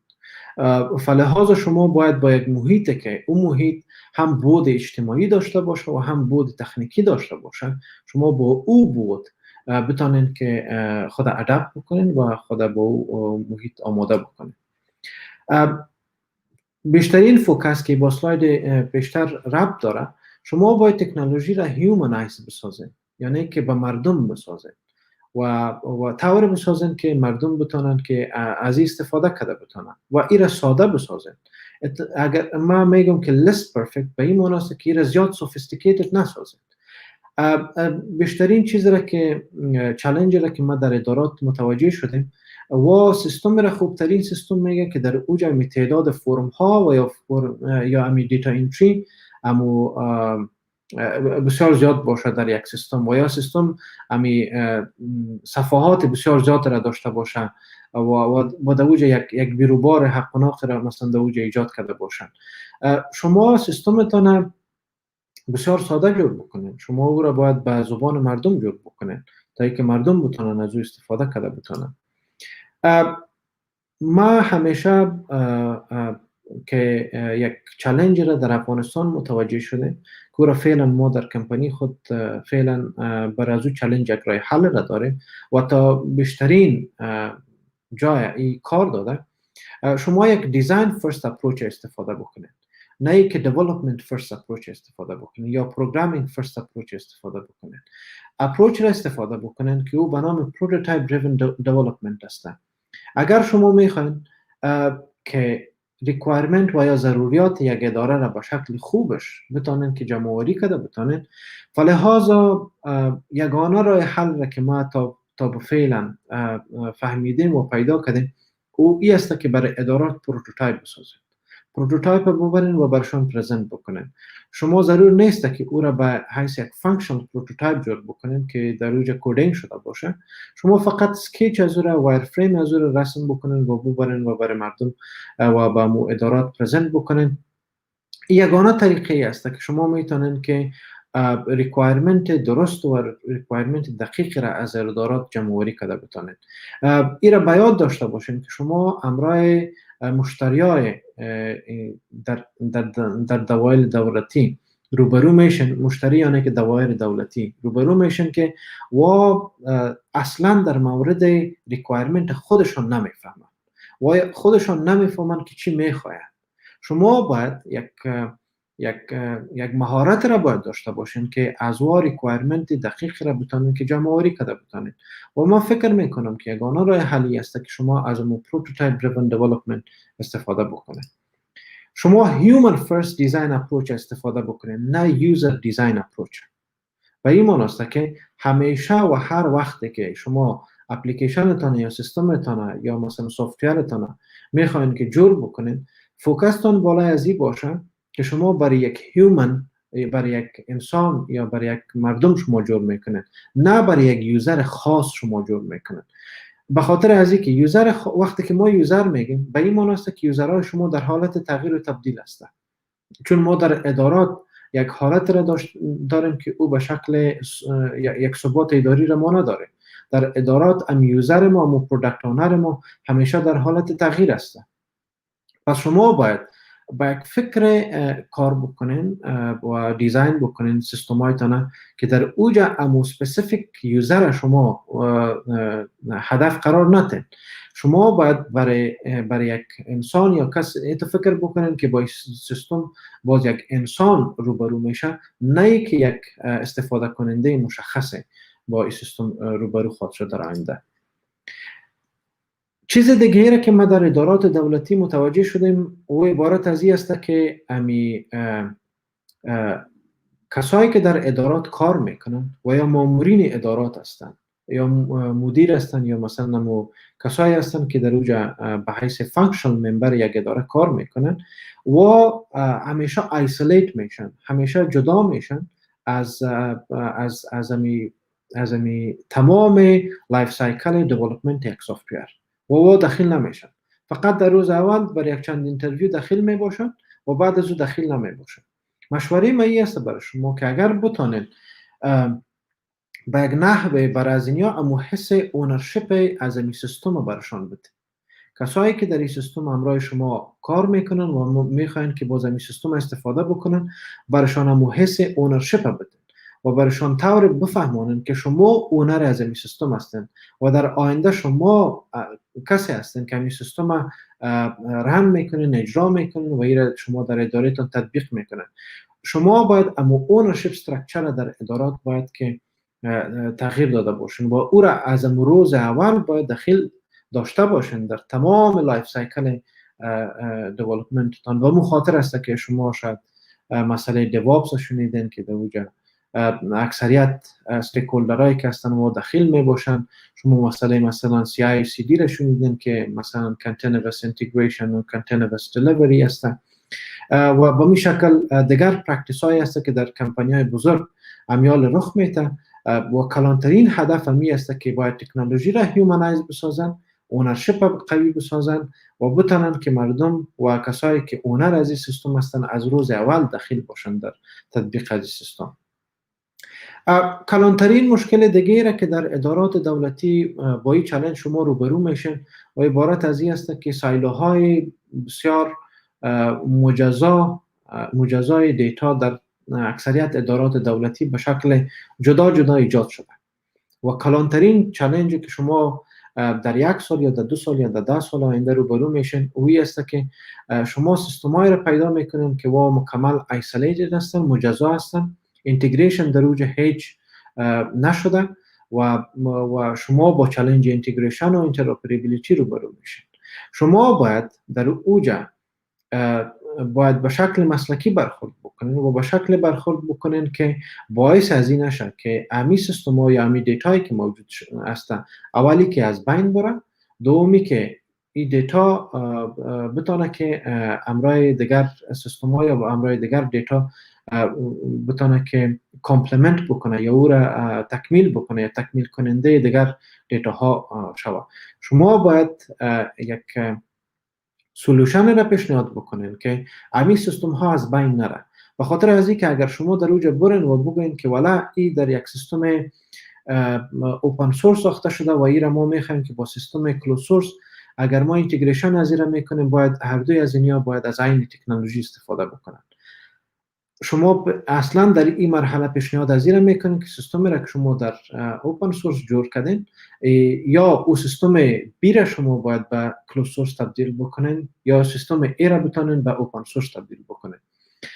شما همون سیستمی را که در اوج مثلا به سالها یا به ماهها در اوج تطبیق شده شما میگین که این سیستم کار نمیته و ناکارا است و لحاظا یک سیستم دیگر ما از سکرچ میخوایم که جور بکنیم در فلان تکنولوژی. شما باید از کانسپت اینتراپرابیلیتی و اینتگریشن باید آگاه باشین و در قسمت اینتگریشن و اینتراپرابیلیتی و دیتا ساینس شما میفهمین بیشترین فرصت در افغانستان خود موجود بود به خاطر کار کردن. اگر شما در قسمت اینتراپرابیلیتی و اینتگریشن سیستم ها کار بکنین و مهارت داشته باشین برای شما در مارکت بیشترین وظیفه شاید پیدا شد. و حرف آخری است که شما وقتی که یک اپلیکیشن یا یک سرویس دیزاین یا دیولپ میکنین باید او اپلیکیشنتان از روز اول باید فکر ازی باشین که این اپلیکیشن ما ری یوزبل بوده میتونه یا این اپلیکیشن ما شاید به حیث یک بیلدینگ بلاک بتونه که یا به حیث یک پرایمری کامپوننت یا یک کامپوننتی که او مثلا ضروری است برای یک سیستم دیگه که باید بر اساس از اون ایجاد شود و یا جور شود شما باید اپلیکیشن هایتان به او نحوه باید دیزاین بکنید. ریسرچ ما که است و یا بوده بالای همچون مسائل ریوزابیلیتی ما کار میکنم. فقط یک مثال برای شما نشان میدم. این پیپر نشر هم شده و شما میتونید از طریق اینترنت پیداش بکنید. ما در سال 2018 یک کانسپت را ارائه کردیم و کانسپت طوری بود که ما باید خدماتی که در دولت و او استفاده میشه و او خدمات بنیادی هستند و او خدمات میتونه که به شکل ریوزبل توسط اپلیکیشن دیولپرها یا توسط پروگرامرها یا مثلا اپلیکیشن یا سرویس پرووایدرها بتونه که استفاده شود. ما ضرورت به این داریم که این بیلدینگ بلاک ها را باید ایدنتیفای بکنیم و این بیلدینگ بلاک ها را باید اول ما جور بکنیم و بعد از اون ما بریم باز اپلیکیشن های دیگر آن تاپ آف اینی بیلدینگ بلاک ها ما بتانیم که ایجاد کرده بتانیم. اگر شما استراکچر اگر در دستراست ببینن استراکچر اپریتینگ سیستم اپریتینگ سیستم که ما شما در کامپیوترهای خود استفاده میکنیم اگر ببینید استراکچر با 4 لیر تقسیم شده که یوزر است، اپلیکیشنز است و خود اپریتینگ سیستم است و هاردویر است. اگر شما در اپریتینگ سیستم متوجه شده باشین در اوج کامپوننت های را ما داریم یا بیلدینگ بلاک های را داریم که او امکان از این را ایجاد میکنه تا ای که ما با هاردویر وصل شویم و در کل اگر متوجه شده باشین اپریتینگ سیستم به حیث یک بریج به حیث یک پل بین اپلیکیشن ها و بین هاردویر کار میکنه. این کانسپت ما ارائه کردیم و گفتیم که ما چطور میتونیم که یک دیجیتال گورنمنت اپریتینگ سیستم یا دیجیتال گورنمنت انوایرمنت یا ای گورنمنت اپریتینگ سیستم ما با این کانسپت داشته باشیم که او تطبیقش در دولت باشه. ما ضرورت نداشته باشیم که ای سیگنچر یا دیجیتال سیگنچر ما 2 دفعه دیولپ بکنیم یا هر سیستمی که در هر اداره جور میشه او جدا جدا ای سیگنچر دیولپ بکنه یا سینگل ساین آن مثلا با شکل جدا جدا مثلا دیولپ بکنن. چی خوب است که تمام این بیلدینگ بلاک ها را ما بیاریم و در یک انوایرمنت یا داشته باشیم و این را بگوییم که این اونرشپ دولت است و دولت اونرشپ از اینی بیلدینگ بلاک ها را داره. هر کسی که میخواد که برای دولت کدام سرویس را جور بکنه یا یک اپلیکیشن را جور بکنه فلحاظا باید آن تاپ آف اینی بیلدینگ بلاک ها باید که یا جور بکنه. ضرور نباشه که هر اپلیکیشن دیولپر هر اپلیکیشن سرویس پرووایدر بتونن که و به شکل جدا جدا اینی بیلدینگ بلاک ها را دیولپ کرده برن. پس به این مناسبت که ما مسئله عامه که بسیار عامیانه است که ما reinventing the wheel. سو به او خاطر این کانسپت را ارائه کردیم و ما میخواهیم که و پیشنهاد میکنم که اگر با این کانسپت ما پیش بریم و در ادارات دولتی بر از این یک مارکتینگ بکنیم که بگوییم که ضرور نیست که ما خدماتی که عمومی است، ما عمومی خدمات یا مثلا ساین ان شدن است، یا مثلا ای داکیومنت است، یا مثلا دیجیتال سیگنچر است، یا ای ایدنتیفیکیشن است، این ما به شکل جداگانه بر هر اداره یا ساده لاگین شدن و لاگ اوت شدن و مثلا اتورایزیشن و اتنتیکیشن و وریفیکیشن، اینی فانکشنالیتی را اگر ما بتانیم که عام بسازیم و او را در یک پکیج عمومی ارائه بکنیم و دولت بتونه که را ارائه بکنه، بر ما شما خیلی کمک میکنه و ما شما در اون صورت گفته میتونیم که ما اپلیکیشن های را جور کرده میتونیم که روی ریوزبل بوده میتونه. فکر کنم که از اون وقتی که بر من داده شده بود از او بیشتر ما صحبت کردم و دوستا و کسایی که سوال دارن ما در خدمت هستم. سلام به همه کسایی که ما رو میبینن و سلام دوباره به استاد متاسفانه که ما برای سوال وقت نخواد داشتیم. بازم تشکر بسیار زیاد از شما که آمدن و یک پرزنتیشن خیلی مهم و مسائل خیلی خوب تشریح کردن، به خاطر که واقعا بعضی مسائلی که شما گفتین در افغانستان واقعا خیلی مش میکنه، از مسئله انجینیرینگ و کدینگ تا خب خصوصا انجینیرینگ کدینگ خیلی معموله است. حالا اکثریت کسایی که فارغ هم میشن بیشتر با کدینگ و دیولپمنت سر کار دارن تا انجینیرینگ. فعلا خب کدام وقت زیادی نداریم به خاطر سوالا. بازم بسیار تشکر از اینکه وقت گذاشتین و سلامت باشین، بخیر باشین استاد، زنده باشین. بسیار زیاد تشکر. خدا تشکر است. خب فعلا متاسفانه به خاطر سوالا وقت نخواد داشتیم. سپیکر بعدی ما که فعلا من استریم ادشان کنم سید فرید قتالی است. قتالی صاحب خوش آمدین به استریم و در نخست پیش از اینکه اینا با پرزنتیشن شروع کنیم من معرفی کوچک داشته باشم. قتالی صاحب یکی از سینیور شاگردای پانتون هرات هستن، به بخش دیولپمنت و فعال هستن. با MIS و انفورمیشن سیستم و اینا زیاد کار کردن و همچنان فعلا بیشتر با فکر کنم با پلتفرم جنگو کار میکنن. درسته. سلام، وقت بخیر. امیدوارم که همه خوشحال باشیم. سید فرید قتالی هستم، محصل پانزه کامپیوتر ساینس پانتون هرات، طوری که قبلا معرفی کردم و فعلا در یکی از شرکت‌های خصوصی به نام رویا سولوشنز در قسمت وب دیولپمنت و دیتابیسز مصروف کار هستم و خیلی خوشحال هستم که برای اولین بار در دیفست افغانستان برای من چانس داده شده تا به عنوان اسپیکر اشتراک کنم و هدف از اشتراک من در این دیفست امسالی بوده تا که از او تجربیاتی که در قسمت دیولپمنت خودم به دست آوردم روی پروژه‌ای که به شکل لوکلی یا به شکل فریلنسینگ کار کردم اونا را با شما دوستا به اشتراک بگذارم و بتونیم از اونا چند لحظه استفاده کنیم. خب موضوعی که قراره ما بحث کنم به تحت نام پروگرسیو وب اپس. این موضوع را قراره که بحث کنیم.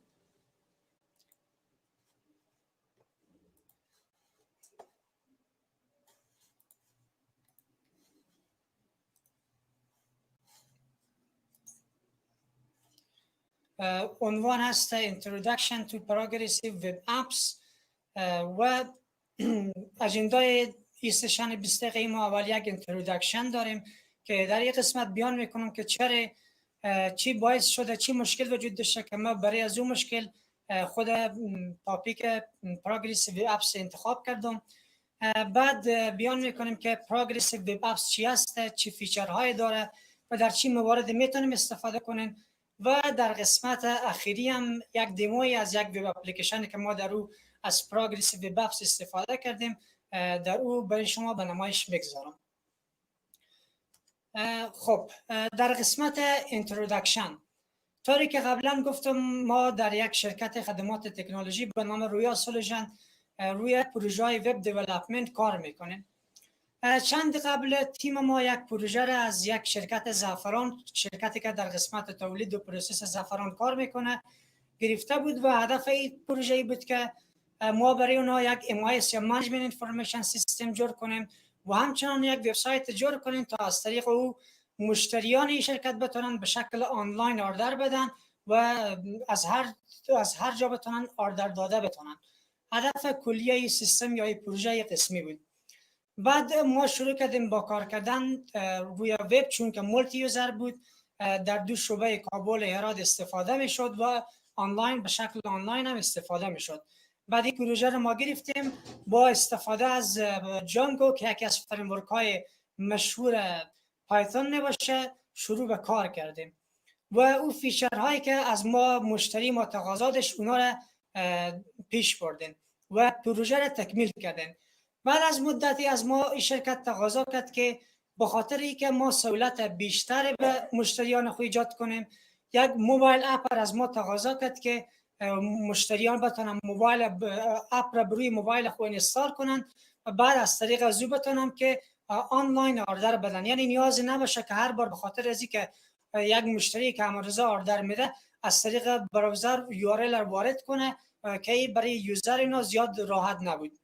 خب به خاطر که ما به یک چالش برخوردیم، چون که تیم ما بیشتر روی وب دیولپمنت کار میکرد و تمام اعضای تیم ما در قسمت وب دیولپمنت اکسپرت بود و ما نیاز به این داشتیم که یک موبایل اپ پر جور کنیم.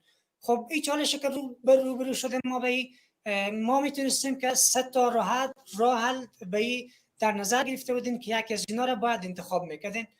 گزینه اولی بود که برای از شرکت یک نیتیو اپ را جور میکردیم، به این معنی که برای اندروید، برای پلتفرم اندروید با استفاده از جاوا یک اپ جداگانه جور میکردیم و برای iOS با استفاده از سویفت یا ابجکتیو سی یک موبایل اپ را جور میکردیم که متاسفانه چندین مشکل وجود داشت. مشکل اولی بود که ما تیم موبایل دیولپمنت نداشتیم، باید یا از یک شرکت بیرونی میگرفتیم یا اینکه خود ما تیم جدید را تشکیل میدادیم و یا اینکه اعضای تیم ما باید یک مدت زمان را سپری میکردن برای از اینکه برن او زبان‌هایی که مربوط به نیتیو اپ ها مثل جاوا و مثل سویفت و ابجکتیو سی باشه اونا را یاد بگیرن، بعد با استفاده از اونا بیان یک موبایل اپ را دیولپ کنن تا که همون تقاضای مشتری را برآورده کنن. و گذشته از اینا زیاد وقتگیر هم بود و همچنان برای مشتری ما این زمانگیر زیاد هزینه داشت، چون که هم باید از در قسمت وب اپلیکیشن باید هاست پول پرداخت میکردن، هم به قسمت موبایل اپ که او را اندروید دیپلوی میکردن باید پول پرداخت میکردن و هم در قسمت iOS باید پول پرداخت میکردن که هم برای از اینا هزینه زیاد داشت و هم برای ما اون مقداری که ما تقاضا داشتیم که با این مدت زمانی که ما سپری میکنیم بدن او چیزی تقاضا ما برآورده کرده نمیتونستن. پس ما روی نیتیو اپ خط گذاشتیم و گفتیم از این استفاده نمیکنه. بعد راه دومی که ما میتونستیم از این استفاده کنیم این بود که باعث یک کراس پلتفرم اپ را جور کنیم با استفاده از فریمورک های ریاکت نیتیو یا که فلاتر، که این کار ما تقریبا ساده تر میکرد، چون که یک تیم نیاز بود که روی موبایل بره. این خود از باز هم زمانگیر بود، باز هم نیاز به این بود که اعضای تیم ما برن تکنولوژی های جدید یا ریاکت نیتیو یا فلاتر یاد بگیرن که یک موبایل اپ را جور کنن. و ما بیشتر از این به دنبال این بودیم که یک راه ساده تر پیدا کنیم، چون که ما وب اپلیکیشن را جور کرده بودیم، تمام فیچرهایی که می‌خواستیم در او وجود داشت، فقط تنها چیزی که مونده بود که ما یک اپلیکیشن را جور کنیم که روی موبایل اینستال بشه و این به خاطر از این فیچر اگر ما این دورا را انتخاب می‌کردیم هم برای تیم ما از لحاظ بودجه و هم از لحاظ تایم زیاد زمانگیر بود. پس به او خاطر ما دنبال یک راه دیگه شدیم، پروگرسیو وب اپس را انتخاب کردیم و با استفاده از پروگرسیو وب اپس توانستیم که اون چیزی که مشتری ما از تقاضا داره که همون یک موبایل اپ بود که برای موبایل اینستال بشه و نیاز نباشه که از طریق براوزر مشتریای اون شرکت وارد بشن. پس ما پروگرسیو وب اپس در نظر گرفتیم. خب آره تا اینجا تشریح دادم که مشکل چی بود و چرا ما پروگرسیو وب اپس انتخاب کردیم. بعد حالا روی خود موضوع پروگرسیو وب اپس را کمی بیشتر تشریح میدیم که چی هست، بیشتر به خاطر چی استفاده میشه، چه کامپوننت هایی داره. پروگرسیو وب اپس اگر به شکل خیلی خلاصه و ساده توضیح بدیم میگیم که خود یه نوع وب اپلیکیشنه، یعنی تمام خصوصیات وب اپلیکیشن را داره، بر علاوه بعضی انهانس فیچر یعنی خصوصیات بیشتر هم نسبت به اونا داره.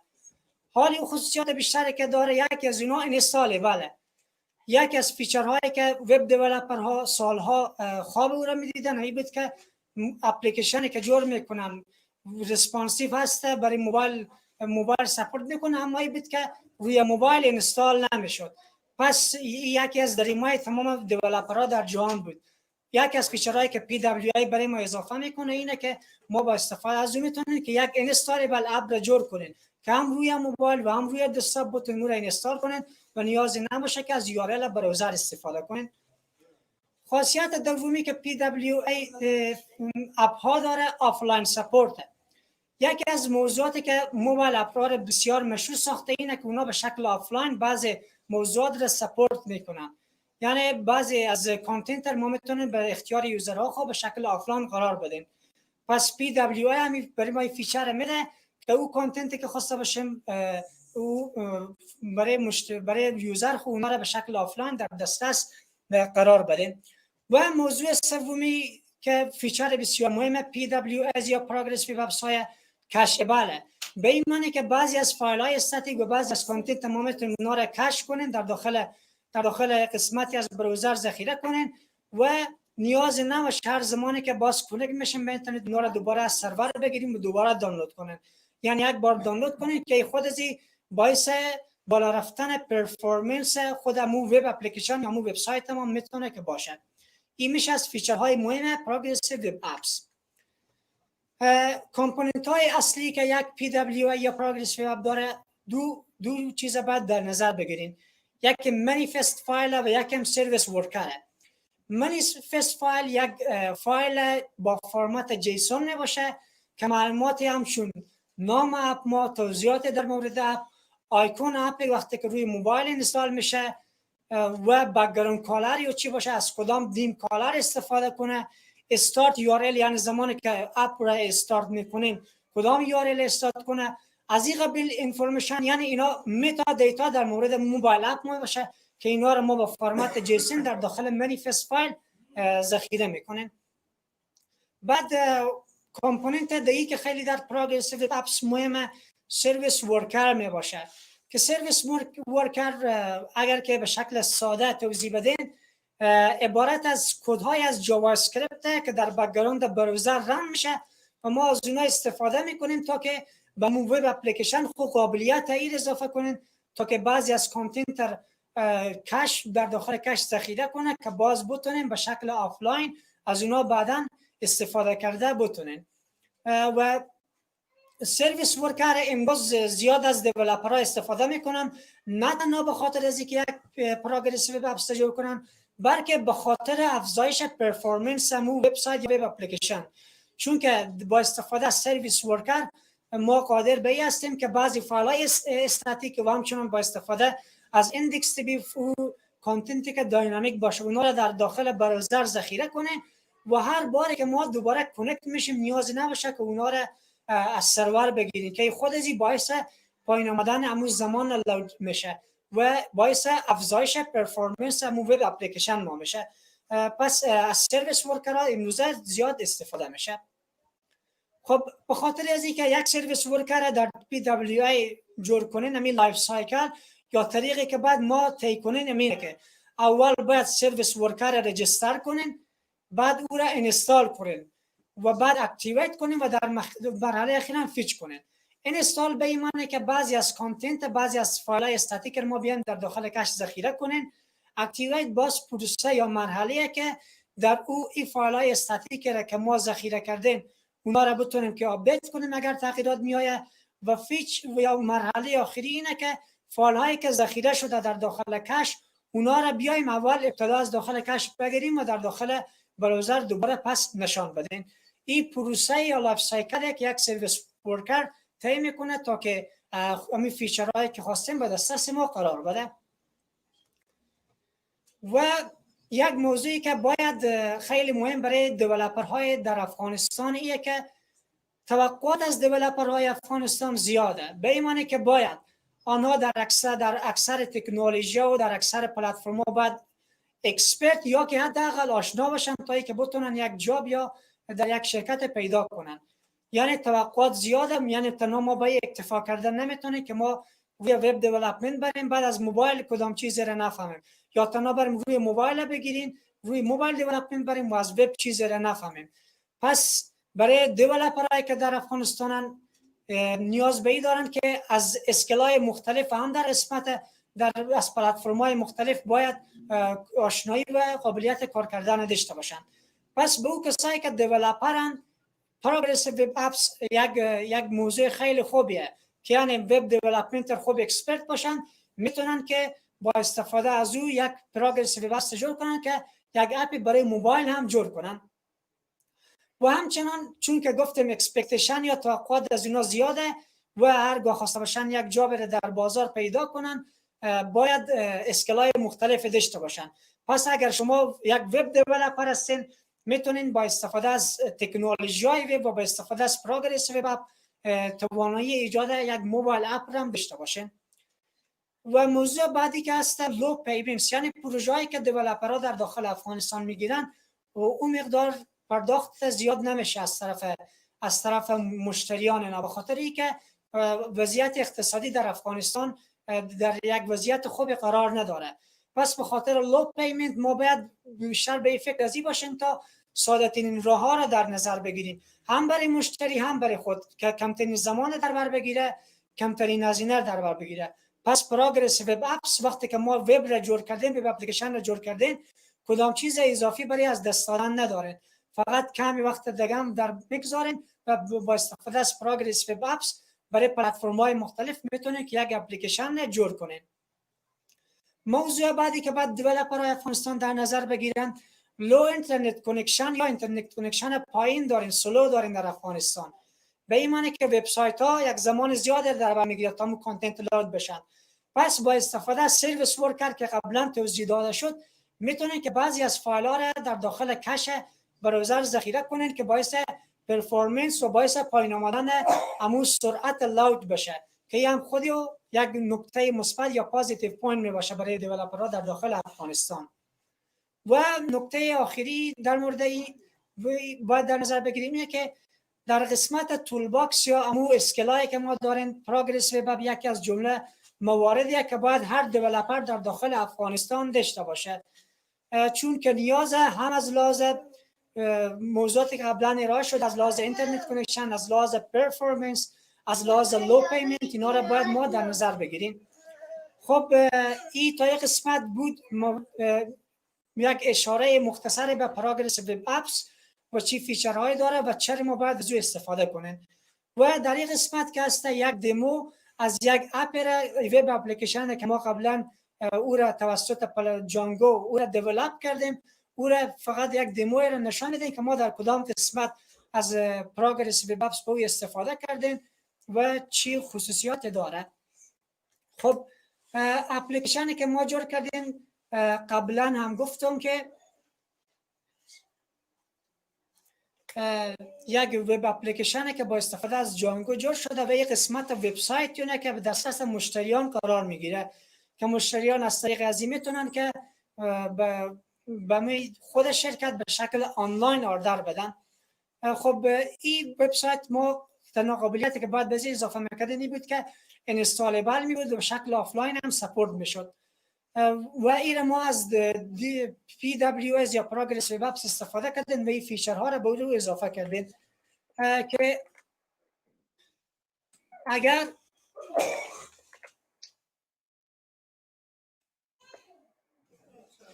این را در نظر بگیریم، این اپلیکیشن فعلا ما گفتیم که در یک PWA یا پروگرسیو وب اپس کامپوننت های اصلی که داره یک منیفست فایله. منیفست فایل از این ماجر کردیم، گفتیم که نام از است روشن صفرون، بعد شارت نیم داره، استارت یو آر ال به این معنی که از کدام یو آر ال شروع بشه وقتی که اپ ما در داخل موبایل باز میشه، دیم کالر یا چی باشه، بک‌گراند کالر چی باشه و از کدام آیکون استفاده کنه زمانی که روی موبایل اینستال میشه. و همچنان هم سرویس ورکر که سرویس ورکر برای از جور کردیم که یعنی چی کانتنت به شکل آفلاین سپورت کنه که اونا در این قسمت کش استوریج ذخیره میشه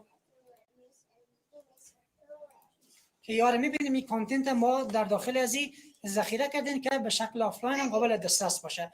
حالا به خاطر از این که ببینیم که آیا واقعا به شکل آفلاین کار میده یا نه، از این گزینه فیک آفلاین براوزر میتونید که استفاده کنید.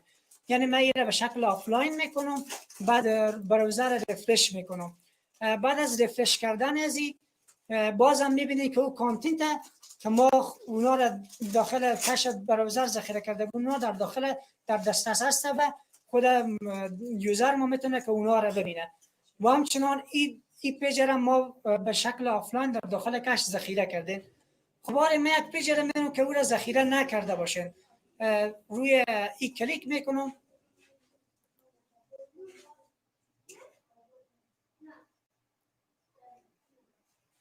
این فیچرهایی که به شکل آفلاین ذخیره شده و اگر خواسته باشیم که اگر در داخل موبایل هم ببینید این فعلا آفلاینه، یعنی برای ما قابلیتی را ایجاد میکنه که به شکل آفلاین هم بتونیم از اوها از کانتنت خود استفاده کنیم.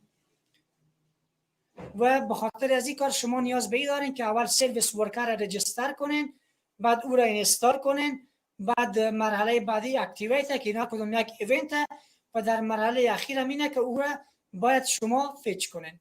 خب این امو دیمو یک اپیه که ما جور کردین و حال چون که ما از یک ایمیلیتور استفاده نکردیم، یعنی زمانی که این اپ را ما در داخل موبایل باز کنیم یک پرامپت به یوزر داده میشه که اد تو هوم اسکرین مثل اپ دریا اگر استفاده کرده باشین زمانی که شما وارد بشین برای بار اول از شما خواسته میشه که آیا میخواین در هوم اسکرین اضافه کنین یا همین قسم یک فیچر داره.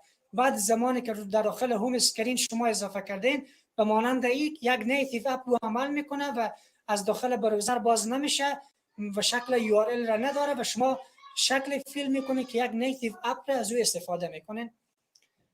خب این هم بود از اون دیمویی که ما جور کرده بودیم و اون سولوشنی که در نظر گرفته بودیم.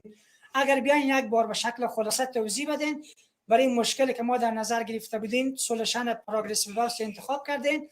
پروگرسیو وب برای ما قادر می ساخت که از یک موبایل اپ را با استفاده از وب تکنولوژی جور کنن و او را دیپلوی کنن و همچنان برای ما اجازه میداد که بعضی از کانتنت ما در داخل کش براوزر ذخیره کنن که باز بعداً بتونیم از اونها به شکل آفلاین استفاده کنن. امیدوارم که توانسته باشم تا اندازه کمک کرده باشم که این موضوع را برای شما به اشتراک بگذارم و انشالله کدام برداشت کرده باشن و پیشنهاد میکنم به تمام دیولپرهای افغانستان که از کانسپت پروگرسیو وب اپس استفاده کنن، چون که از هر لحاظ که ما در نظر بگیریم هم از لحاظ اقتصادی هم از لحاظ بجت هم از لحاظ پرفورمنس که ما داریم یا همه پازیتیو پوینتس که برای ما میتونیم با استفاده از پروگرسیو وب استفاده کنیم و به اسکیل ست خوب‌ها را اضافه کنیم که هم در بازار و هم در جاب و هم از لحاظ بازار خارجی در آینده پروگرسیو وب در های دیماند قرار داره. پس یکی از پازیتیو پوینت که ما بعد از او استفاده کنیم. و در اخیر یک بار دیگر تشکری میکنم از کسایی که خود این دیفست ارگانایز کردن امسال و برای من اجازه دادن تا بتونم که در این برنامه اشتراک کنم. و اگر که کدام سوال باشه سوال میگیریم چون وقت تمام شده بیشتر از این وقت را نمیگیرم. تشکر، یک جان سپاس، ممنون.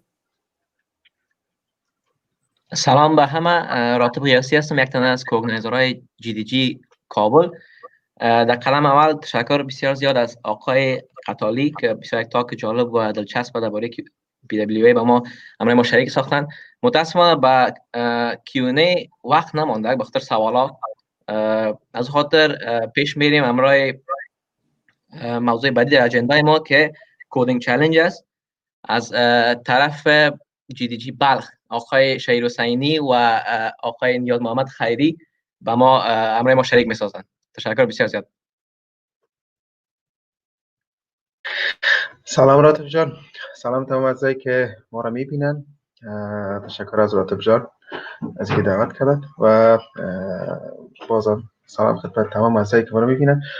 تاییدم برنامه ما تاک بود کلش. ما خواستیم که در بین برنامه ما بعضی فنوشیران داشته باشیم که کدینگ چالش هستن.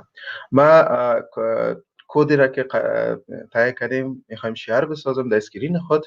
هر عزیزی که اول جواب داد او برنده یک گوگل هوم مینی میشه و میتونن که باز بعدا در ارتباط باشن برای من. خب ما اسکرین ما شیر میکنم.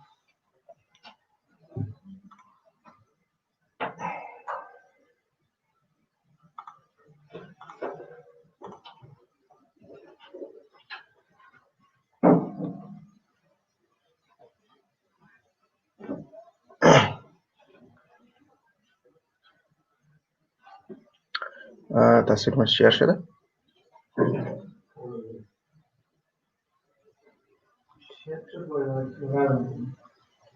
اوکی.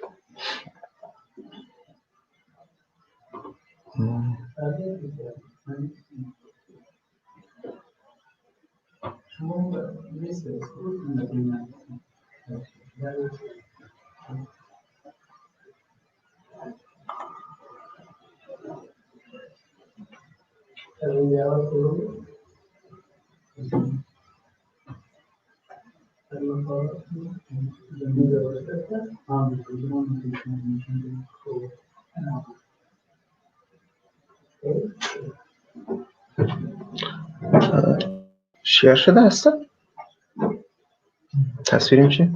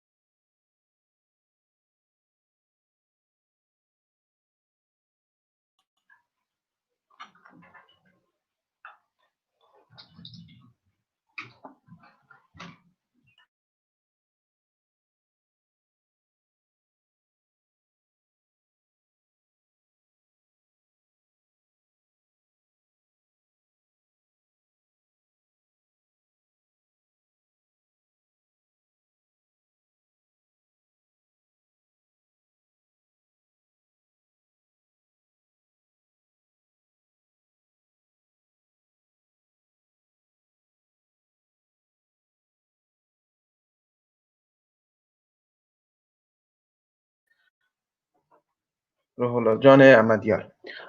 رولا جان باز میشه که در ارتباط باشی همراه ما که بخیر باز گوگل هوم مینی خدا دریافت کنی. تشکر. خب حال از محترم فرهاد خان دعوت میکنیم که بیاین و اسپیکر بعدی ما را معرفی کنن. خوش آمدی محترم، میشه که شما پیش ببرید. تشکر.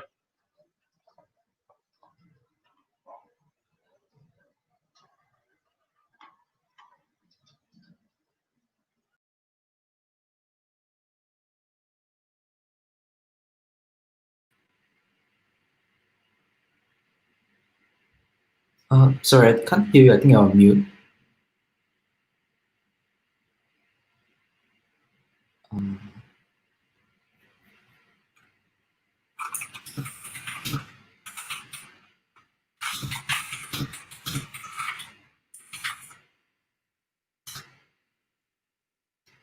Can you hear me?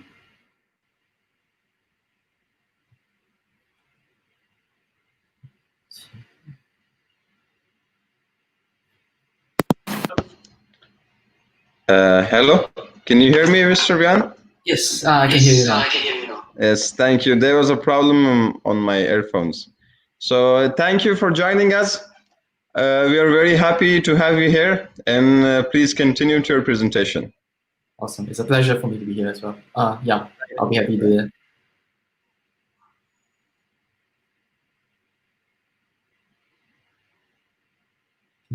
So I think we need to share the slides. Oh, yeah. Thanks. Hi everyone. My name is Wei Yuan, and I'm very happy to be here today to be sharing with all of you one of my passionate topics, which is in regards to Google Cloud. And today we have a topic over here, which is secrets and serverless in Google Cloud.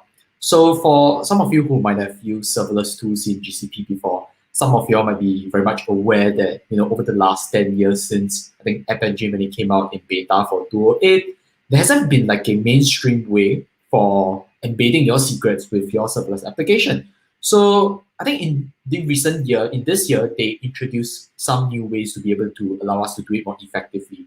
So I want to discuss some of the old ways that we did it and how does it compare to these new methods. Right. So let's get started. My name is Wei Yuan. I'm a staff software engineer at Harbour. As you can see over here, I'm also a Google developer expert. So yeah, as mentioned, I'm from Harbour, based in Singapore. Let's get into the topic. All right, so before I jump into the bulky portion of the topic, I want to talk about this word over here, security, and a quote which is basically we live in a vastly different world with different concerns as compared to 10 years ago. And I say that with if you look at current day society as you compare to, let's say, 10 years ago when Facebook just came out, some of us are probably on Facebook at the time. We would probably be playing the games on Facebook where you can just authorize those third-party applications very simply, very easily as well. But today is a completely different scope. It's not that easy to be able, as a third party, to be able to obtain those same information. And this comes with situations happening in the real world. For example, you can see over here Facebook having contravening certain privacy laws. In the case of the Cambridge Analytica scandals, they got fined over $600,000, leaking over 87 million user information. And we go back to that this fine over here. You can see it's the amount itself might not be that big for Google, or sorry, in this case Facebook. But if you are a small company or a mid-sized company, that could essentially be a very big amount. And this is something that definitely we don't want. So we need to take care of our users' data privacy and especially the security of our application to make sure that information doesn't get leaked. And just to show you, a bigger picture of why this is very important. If you go to this source over here, haveibeenpawned.com, you can see that there's a multitude of different sites who have leaked information before. Over 10 billion user credentials being leaked. And you can see over here many different organizations being identified as those who have leaked the user information.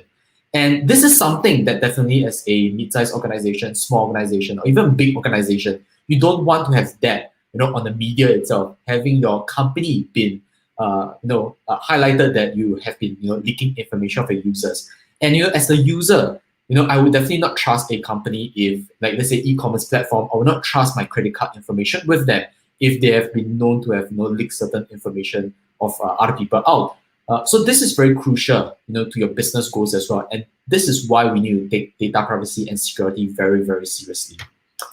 And this is, in fact, the trend that we have seen in recent years as well. The trend in terms of the industry's interest. So you can see over here, cloud computing security as a topic. The trend has been increasing over the last 10 years.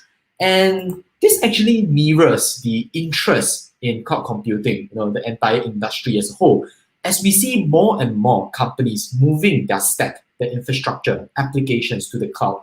You can see over here, infrastructure as a service and platform as a service, growing traction and attention over the last 10 years. And serverless computing, more likely within the last few years. This all mirror the trend of the increasing interest in cloud computing security, likely so because, as we move our applications to the cloud, we want to ensure that our applications still remain secure.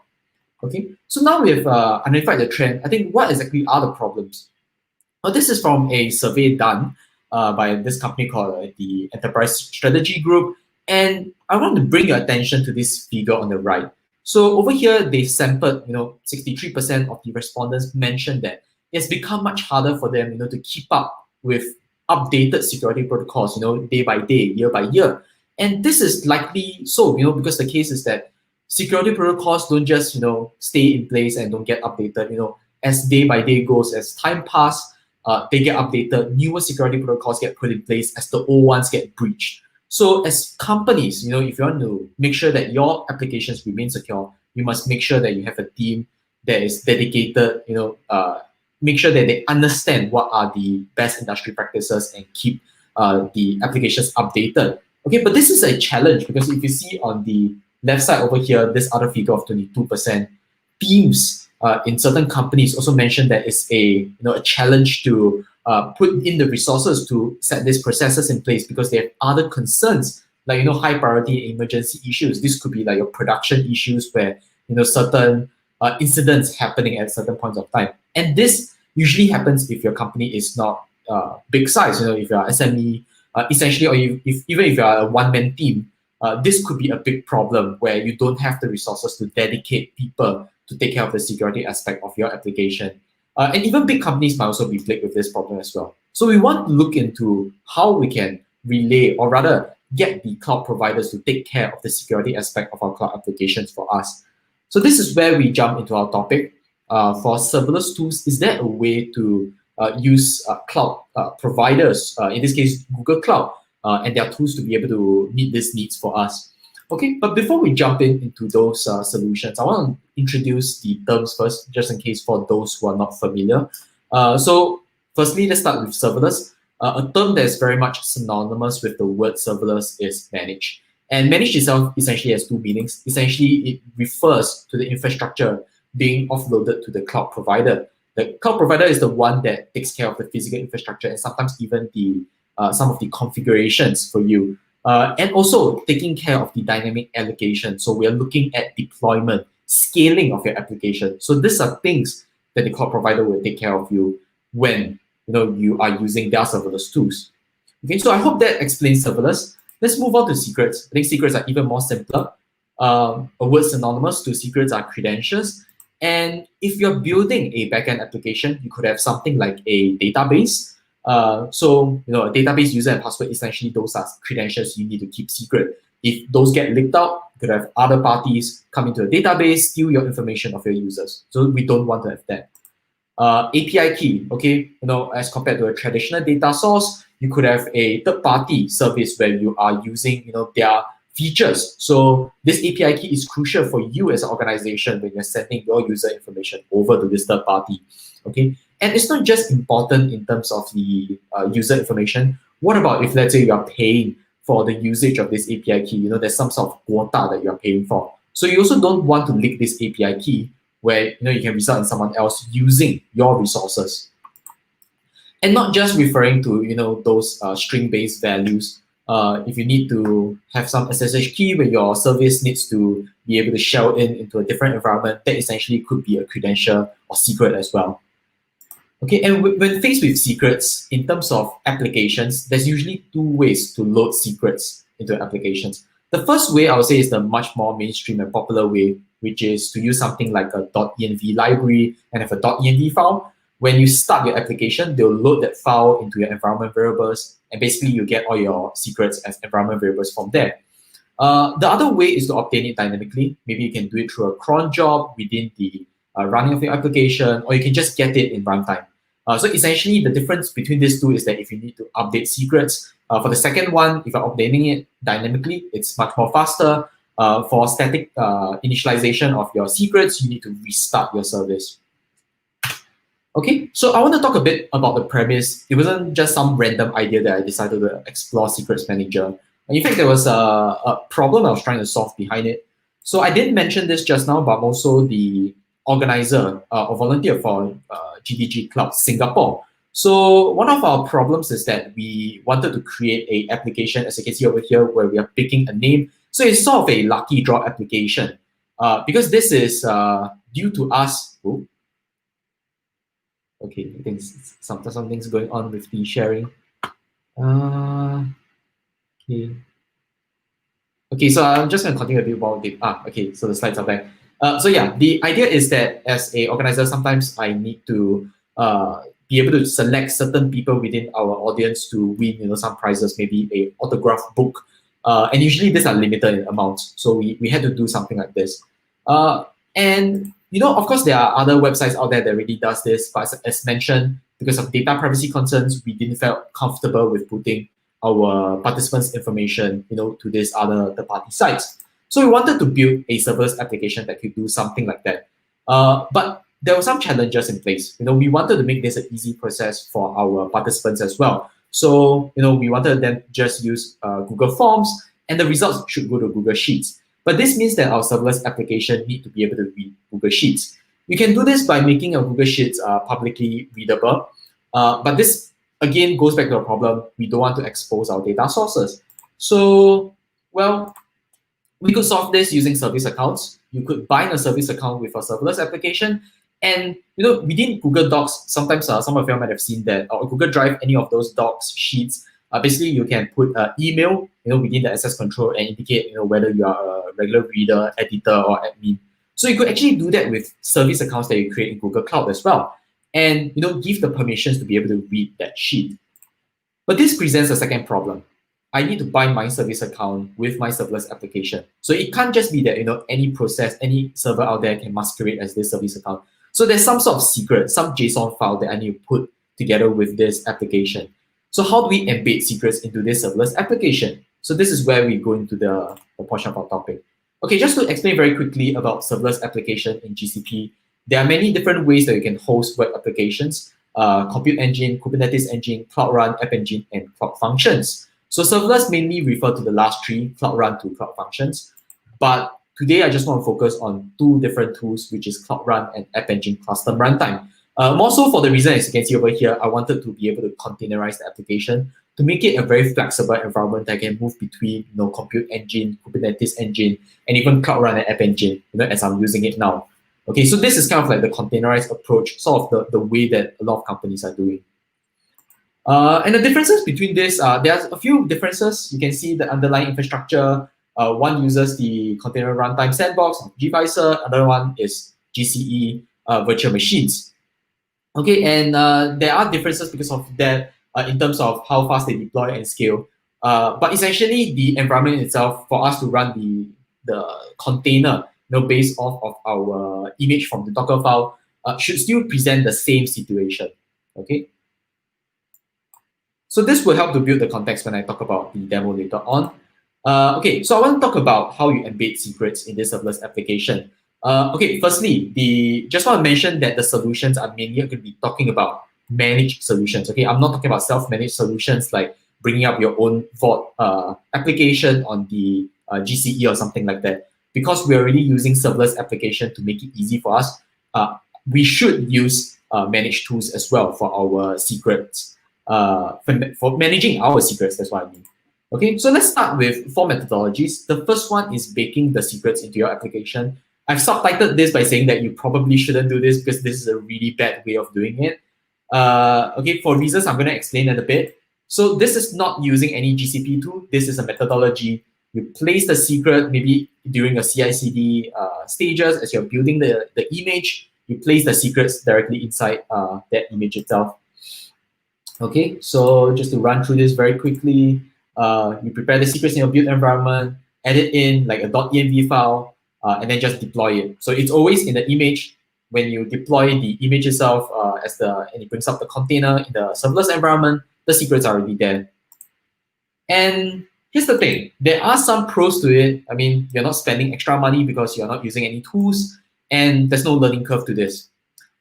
But the big problem comes in when you have to manage your environment, your deployment. Because one of the big problems with this is that if let's say you are deploying version 1.0 of your application, you change some code that now it becomes version 1.1, and then you change some secret, okay, now you deploy version 1.2. What if there's some bug with 1.1 with your code and you want to roll back to 1.0? But your secrets are outdated, so you can't really go back from version 1.2 to 1.0. So now you have to rebuild your image again. It makes rollback really hard and management of your environments to be able to change back and forth. It makes it a lot, in fact, you need to rebuild all your images again. It makes your recovery process, if you have incidents, a lot worse as well. Okay, and it's not a scalable process. imagine you have your production environment, you have a development environment as well. Maybe you have some pre-production environment.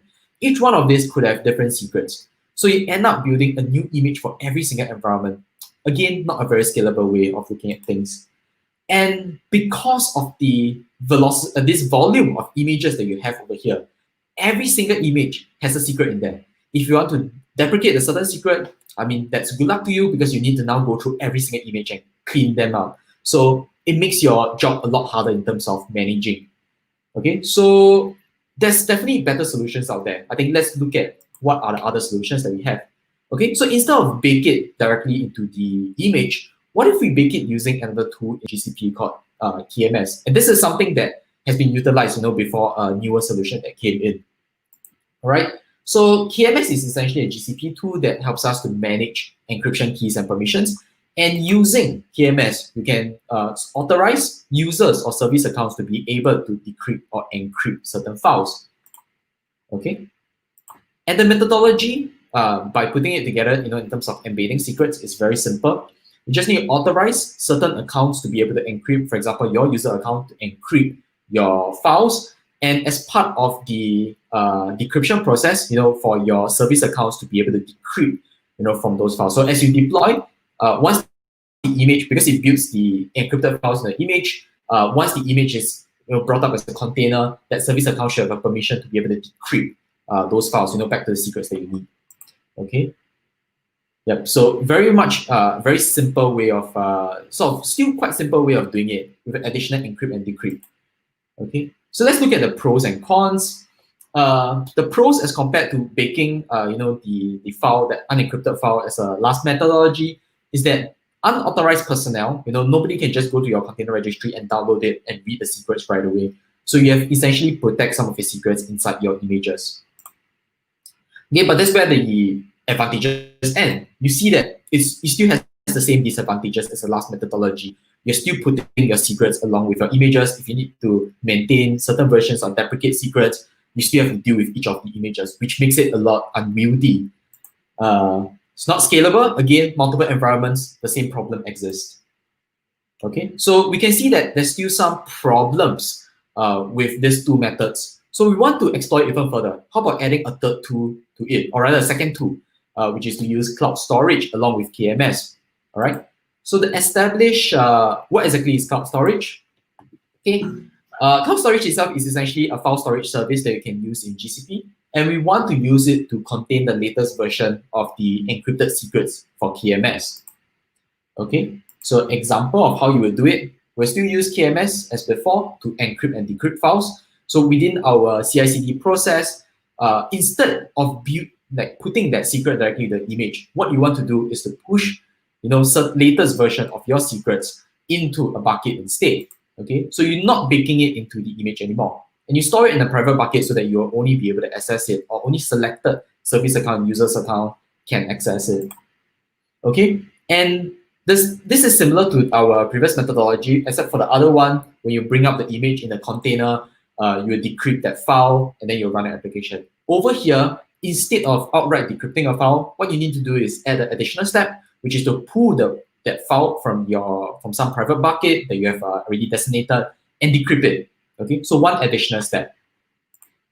Okay, so that's all for this methodology. What are the advantages?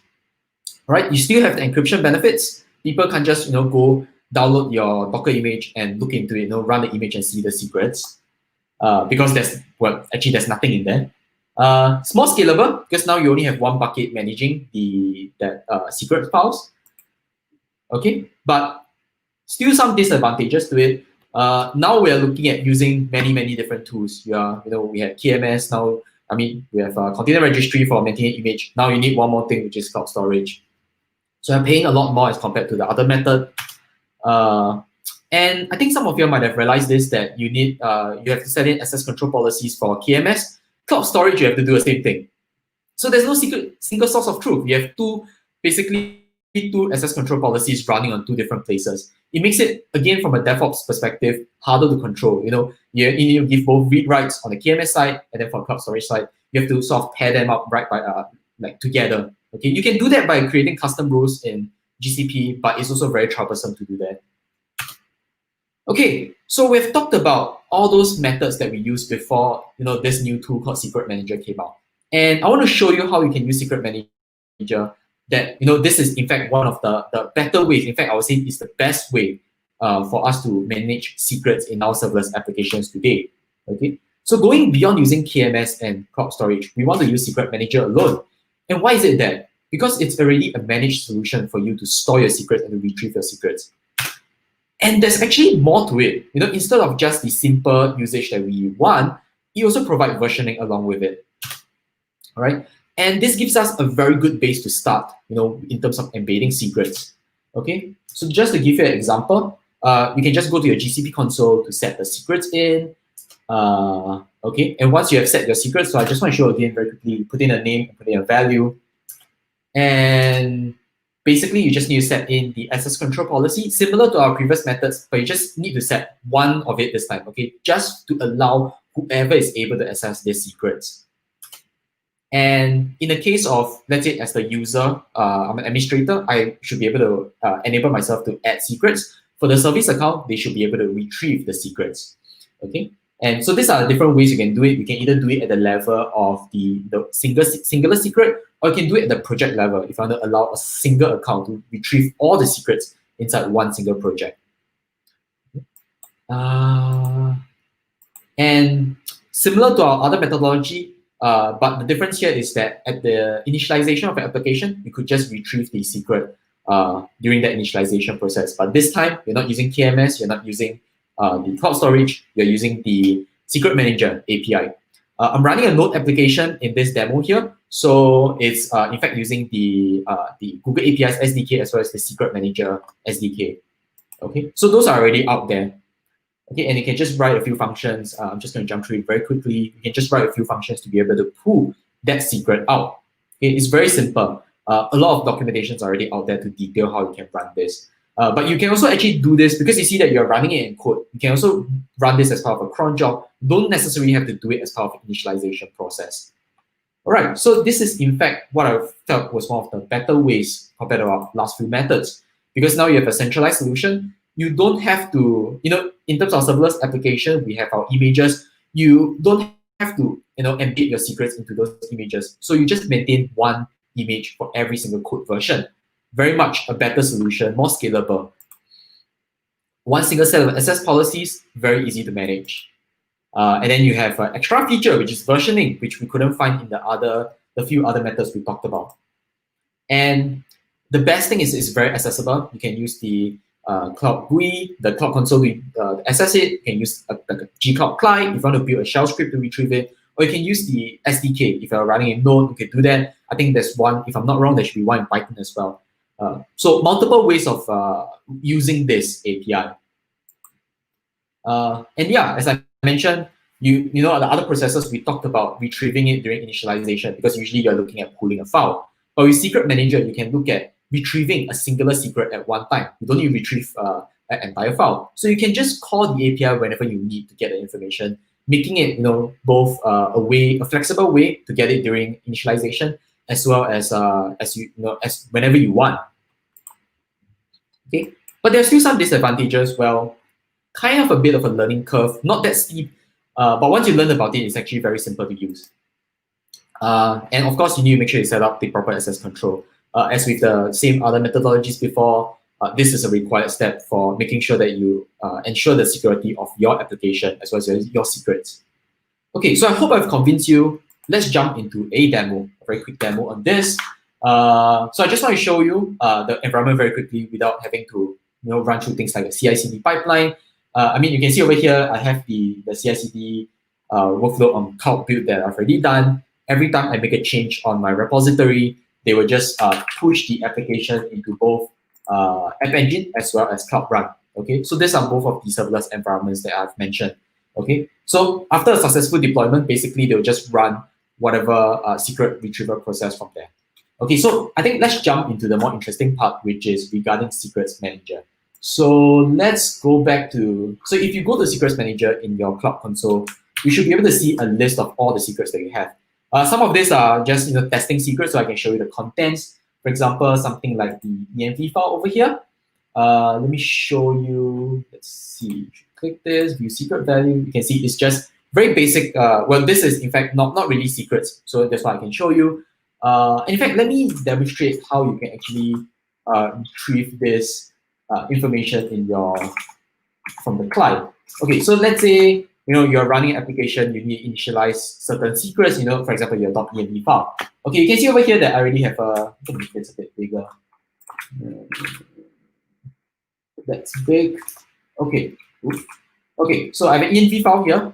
Okay, you can see the contents is basically the same as what I showed you earlier on. One moment. Okay, I'm just gonna delete it so that I can show you the retrieval process, because I already have a script that I have behind the scenes to retrieve this. Okay, so it's essentially this one over here, npm run get secrets. Okay, and essentially I'm just gonna run this. Okay. Usually things like this happen during demonstrations. Okay, let's try this again. And this should be able to, I'm using a correct node version this time, I should be able to get this file running this time around. Or this script, you see, it managed to do it successfully. If I go back over here, you can see that the env file, it's retrieved, or as you see over here, okay, we'll bring it out back on this side. Yeah, so you can see it's the contents as we have seen earlier on in the Cloud Console.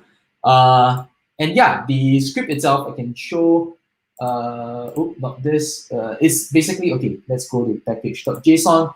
The get secrets itself essentially is linked to a script that I've written over here, which is init.js. And you can see over here, essentially it's just me, I've written a few functions to be able to retrieve those secrets. And essentially they'll just write it to the .env file. Okay, so this is one way of doing it using the SDK. You can also use the gcloud client for doing this. Okay, another thing I want to show you is the test secret. Okay, so I have another test secret over here. So this is to show you multiple versions of a secret, the versioning functionality over here. Okay, so to show you over here, I have 3 versions of this secret called test secret. Okay, the values are actually very simple. It's like basically version 1 is just #1 or number 1. Number 2 is basically just number 2, and then 3 is basically 3.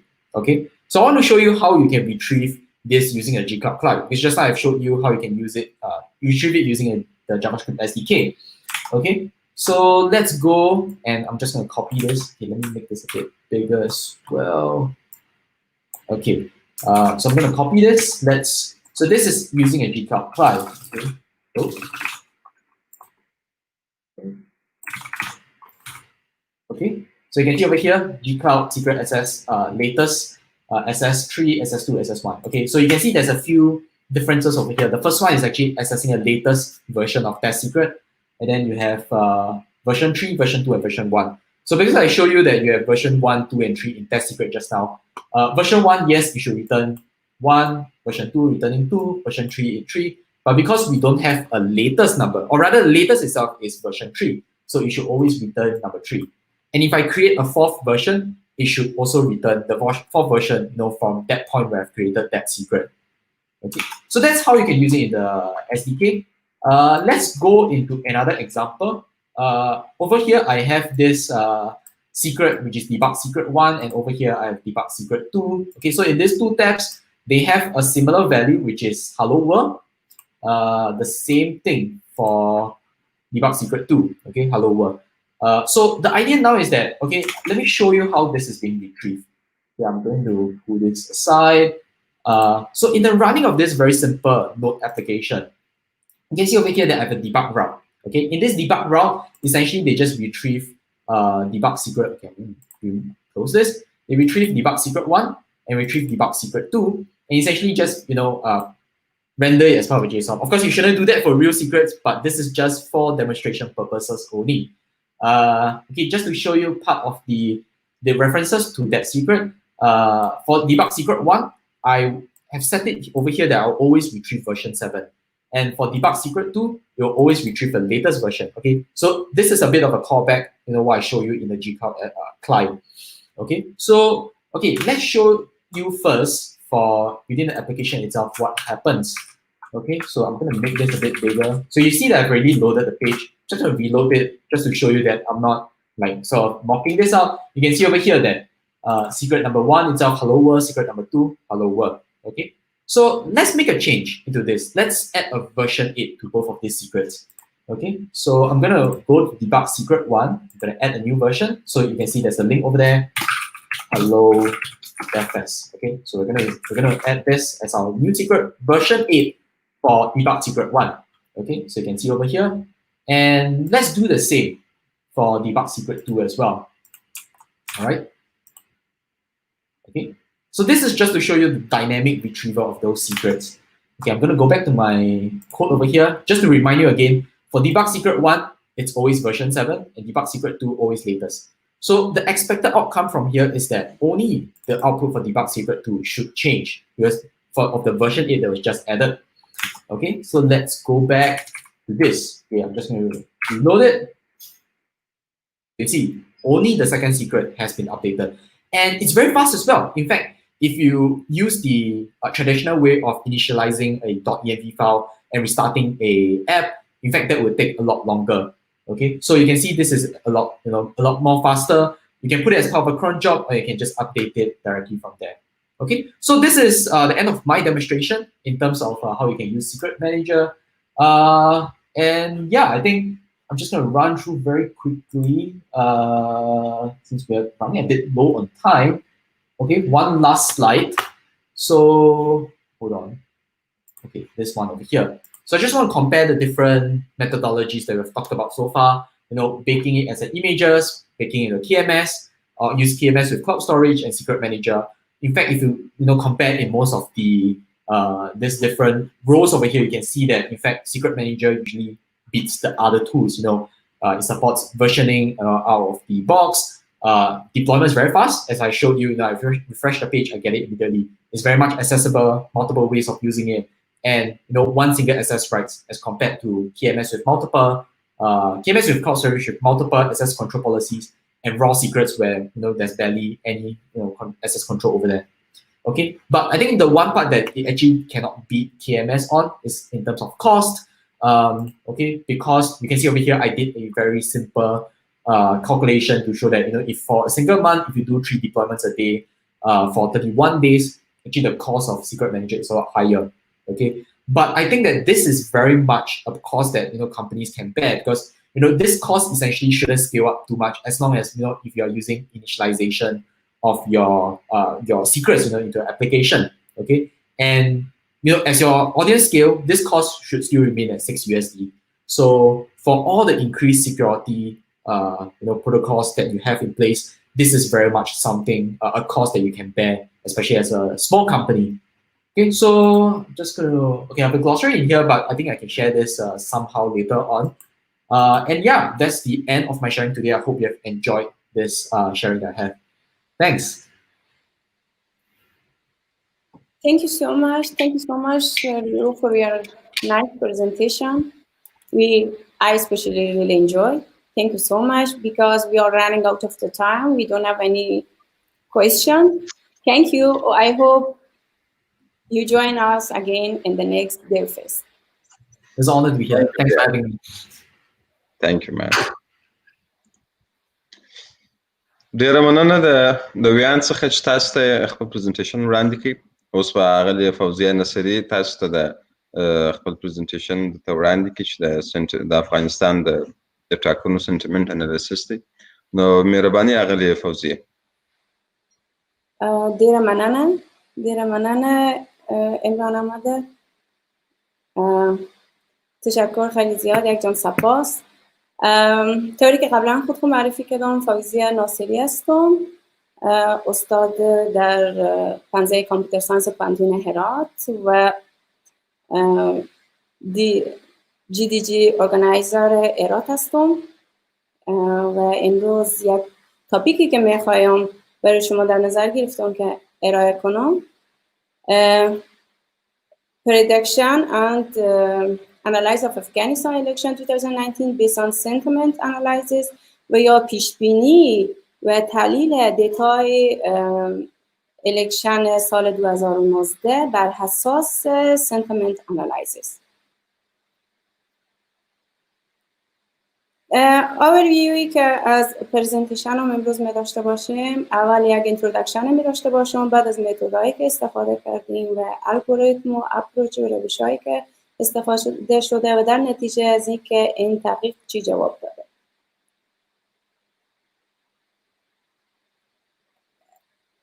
سوالی که من از شما دارم تا به این فکر کردیم که ما از این دیتاهای سوشال میدیا چه رقم میتونیم استفاده کنیم و طوری که همگی ما و شما میفهمیم که دیتا یک چیز خیلی گرانبها شده و خیلی از ریسرچرها از دیتا خیلی میتونن استفاده مفیدی بکنن و سوشال میدیا در همه جهان خیلی معروف شده و اکثریت مردم از استفاده میکنن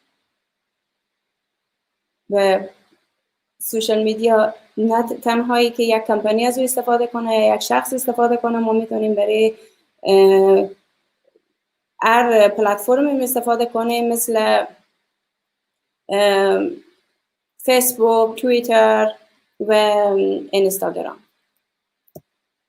و از وقتی که ما اسمارت فون ها به بازار آمده و ما اپلیکیشن های در موبایل فون داریم خیلی راحت شده و خیلی مردم ها خیلی راحتی میتونن از استفاده کنن و هر دقیقه بتونن از فیسبوک، توییتر یا اینستاگرام رو اپدیت کنن.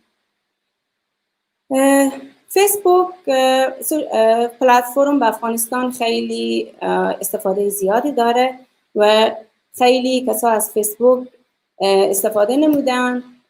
برای از نظر کمپانی ها بتونید از فیسبوک استفاده میکنن. مردم در جریان انتخابات از افراد سیاسی، کمپانی ها، کاندیدای مختلف از سوشال میدیا استفاده کردن به عنوان یک پلتفرمی که به تبلیغات استفاده کنن و جایی هسته که ما بتوانیم از دیتاهایی که در فیسبوک هسته میتونیم ما خیلی معلومات حاصل کنیم و در تمام کشورهای دنیا از این پلتفرما و از دیتایی که در این پلتفرما مثل فیسبوک است داخل سوشال میدیا است استفاده شده و میتونیم معلومات مفیدی ما از این پلتفرما بگیریم و دیتای توسط سنتیمنتال انالایز انالایز یا تحلیل کنیم. کاری که سنتیمنتال انالایسیس میکنه اینه که به صورت اتومات یک نظریه یا اپینین از یک کمپانی، راجع به یک کمپانی، راجع به یک پروداکت، راجع به یک سیاستمدار یا راجع به کامپاین یک شخص که میخواد رئیس جمهور شه میتونه به طور اتوماتیک بدون از اینکه یک شخصی به او شامل باشه یا انوالو باشه میتونه معلومات ما به دست بیاریم و انالایز یا تحلیل کنیم. سنتیمنتال انالایز به سوشال میدیا خیلی مهمه و برای اولین دفعه به سال 2009 توسط یک جرمن استفاده شد که ما دیتا ما میتوانیم به صورت انواع و اقسام مختلف ما جمع کنیم. نظریه جمع کرد راجع به انتخابات الکشنی که داشتن و بعد توسط سنتیمنتال انالایز کرد و بعد دیدن که پیش بینی که شده بود بعد از الکشن و جواب الکشن که بعد از الکشن صورت گرفته بود هر دو تا یکی بود. یعنی چیزی که از دیتای که گرفته بودن انالایز شد همون جواب داد که در واقعیت همون اتفاق افتاده بوده. و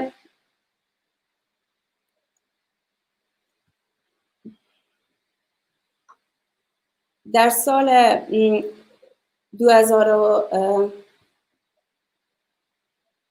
2012 همچنان مدیران کامپاین اوباما از سنتیمنتال انالایز استفاده کردن که اونا اپینین یا نظریه های مردم جمع‌آوری کردن و در اثر دیتایی که انالایز کردن اونا توانستن که این پیش بینی کنن به یک ترتیبی بفهمن و پیدا کنن که ریزالت الکشن و چیزی که اینا توسط کامنت هایی که انالایز کرده بودن اینا یکی بود. اینا همه در کشورهای دیگر صورت گرفته، نه کشور مثل افغانستان که زبان ازودری می باشه و دری و پشتو که ما زبان بین المللی داریم. ما دری در نظر گرفتم چون دریم بهتر بود نسبت به پشتومه و تفاوتی که دری با زبانهای دیگر داره اینه که اگر نگاه کنیم دری و انگلیسی و آلمانی اینا شباهت‌های خاصی نداره، هم از نظر گرامری که گرامر متفاوتی داره، هم از طرز نوشتن و هم از کاراکتر ست، سنتکسی و کاملا متفاوته. شباهتی که ما میتونیم بگیم که دری داره میتونیم بگیم که با عربی شباهت داده، از این که از طرف راست نوشته میشه و از این که حروف از اینا یکیه و شابیه، اما گرامر از اینا کاملا متفاوته. پس ما نمیتونیم کدام مشابهتی بین عربی و دری پیدا کنیم. دری زبانیه که چالنجبله و یعنی حاصل گرامر متفاوتی داره و تولزی وجود نداره که ما تولز خاصی که ما بتوانیم در این زبان دیتا انالایز کنیم. و دیتایی که ما از فیسبوک گرفتیم که بود ما توسط دیتای کامنت هایی که از فیسبوک گرفتم اونا خواستیم که ما انالایز کنیم که ببینیم که اینا نیوترال مثبت یا منفی یا خنثیه. به خاطر از اینکه ما سنتیمنتال انالیز استفاده کنیم ما نیاز به تکست کلاسیفیکیشن نیاز داشتیم و برای از تکست کلاسیفیکیشن ما باید ماشین لرنینگ استفاده میکردیم و نیاز ما به یک دیتا سیتی داشتیم که چون ما سوپروایز ماشین لرنینگ استفاده میکنیم. پس ما اولین کاری که کردیم این بود که ما کامنتار از فیسبوک بگیرم، چون خیلی سخت بود که اول من میخواستم پستار بگیرم اما خیلی سخت بود پست گرفتن. روش ساده تری بود که هر کاندید خود یک پیجی داره و کامنتار همون پیج همون کاندید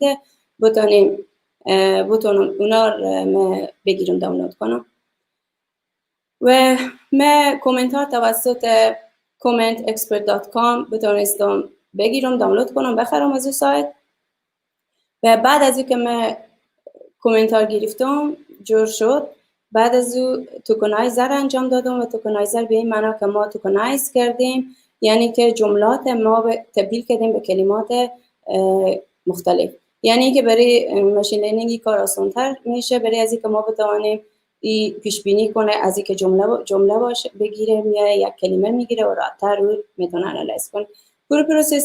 پری پروسسینگ یک قسمت بعدیه که خیلی مهمه در سنتیمنت انالیزیس. ما دیتایی که میکس شده ما بتوانیم اون دیتا مثلا انگلیسی از دری و پشتو جدا کنیم و ما از کاراکترهای اضافی مثل اگه ایموجی کوئسچن مارک و اینا بتونیم اینا رو حذف کنیم و همینه که ما از SVM و NB کلاسیفایر مدل الگوریتم برای پردیکشن استفاده کردیم. متد ما 3 تا استپ اساسی داره. استپ اصلی اینه که دیتا ست کریشنه که ما کامنتار از فیسبوک گرفتیم و متد استپ بعدی است که ما کامنت انوتیشن چون ما سوپروایز ماشین لرنینگ استفاده کردیم نیاز به این بود که ما دیتا خو لیبل کنیم یا انوتیت کنیم، یعنی اینکه نظر به لیبلی که ما داریم بیایه مدل ما ترین شه و بعدا ما بتونیم نظر به این دیتایی که لیبل شده دیتا آینده پیش بینی کنیم. به این منظور بود که ما کامنتار اول گرفتیم انوتیت کنیم که کدام کامنت مثبت کدام منفی کدام خنثی یا نیوتر. بحث بعدی بود که پری پروسسینگ بود که گفتم که ما قبلا توضیح دادم و تکست کلاسیفیکیشن در آخر انجام میدیم که ببینیم که ما کدام کامنت مثبت منفی یا نیوترال و در آخر دو نوع الگوریتم که استفاده شده یکی نوع بیسه و یکی هم SVM. در قسمت ساخت دیتابیس تقریبا 1700 کامنت ما از فیسبوک گرفتیم و برای هر کدام از او ما پوزیتیو و نگاتیو 500 تا بود و نیوترال 500 نیوترال بود و 1200 پوزیتیو و نگاتیو بود یا مثبت و منفی. طوری که شما در پای میبینیم پای چارت و ما داشتیم 42% نگاتیو 44% پوزیتیو و 13% نیوترال کامنت.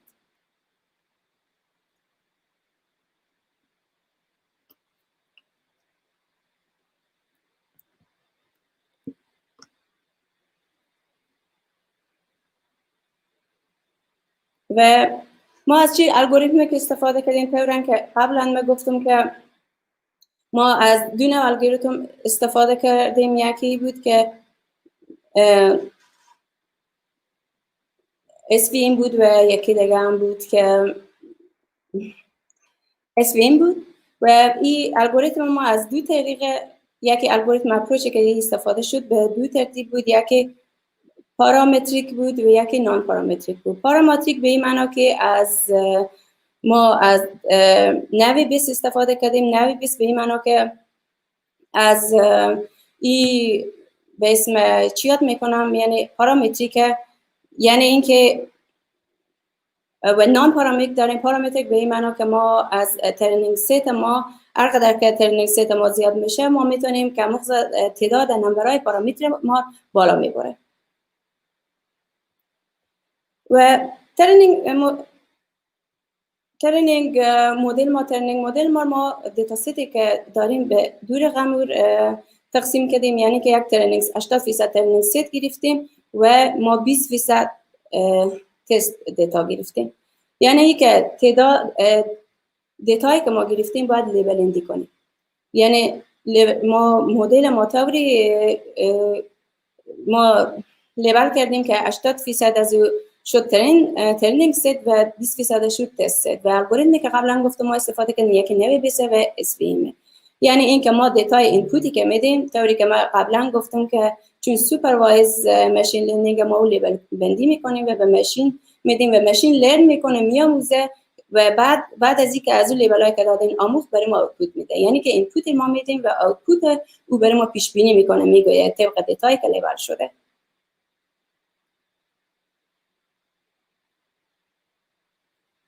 برای مدل ایولیوشن خب ما بعد از اینکه ما دیتا ترین کردیم، ما از دو مدلی که استفاده کردیم ما آمدیم اینا نظر به اکیورسی به هم مقایسه کردیم که کدام یک از این دیتا اکیورسی بالای کدام پایینه و کدام الگوریتم. نوع بیس الگوریتم که بود اکیورسی از بود 78 و SVM بود 74%. و ما به آخر به این نتیجه رسیدیم که نوع بیس که هسته مدل ما اکیورسی خیلی بالاتره و فستره.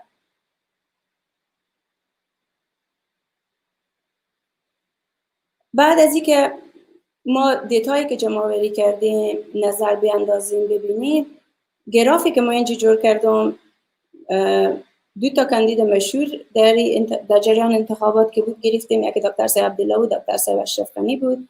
دکتر صاحب طوری که از کامنت هایی که مردم داده بودن و ما انالایز کردیم، دکتر صاحب عبدالله پوزیتیو کامنت ها اینا بیشتر بود از دکتر صاحب اشرف غنی و نگاتیو کامنت ها از دکتر صاحب اشرف غنی زیادتر نسبت به دکتر صاحب عبدالله و نیوتران همچنان خونسام از دکتر صاحب اشرف غنی بیشتر بود نسبت به دکتر صاحب عبدالله. و مردم بودن که نظرات یعنی مثبت‌تر نسبت به دکتر صاحب عبدالله داشتن نسبت به دکتر صاحب اشرف غنی و چی ارزیابی میتونه صورت بگیره. در آخر من میتونم بگویم که ریزالتی که از این مدل ما گرفتم و از سوشال میدیا فیسبوک استفاده شد، ای با ریزالتی که ریل الکشن ما سر دادیم اینا خیلی به هم مشابهیه، تفاوت فاحشی داره.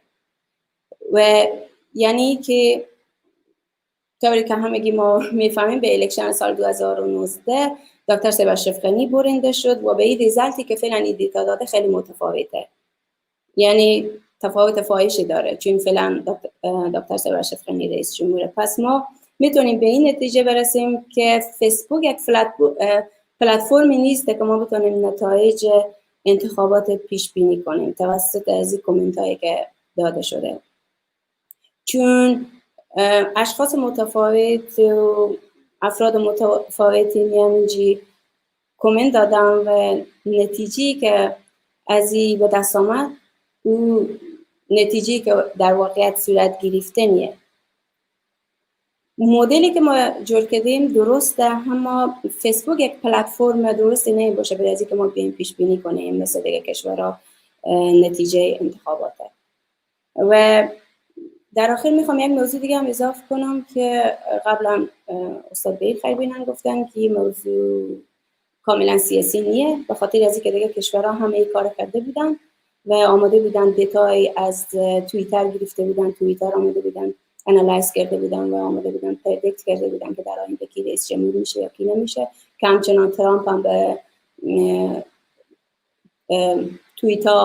توییتر استفاده کرد، یعنی که بیامد قوات ضعیف و قوت‌های که خیلی قوی بودی بیامد پیدا کرد و طبق از او دیتایی که کامنت‌هایی که توییتایی که برای از او کرده بودن پیدا کرد که چی نقاط قوتی داره و چی نقاط ضعیفی داره و نقاط که قوی بود و قوی تر ساخت تا اینکه مردم بتونه مردم جذب کنه که برای از او بیاین به رأی بدن ووت کنه.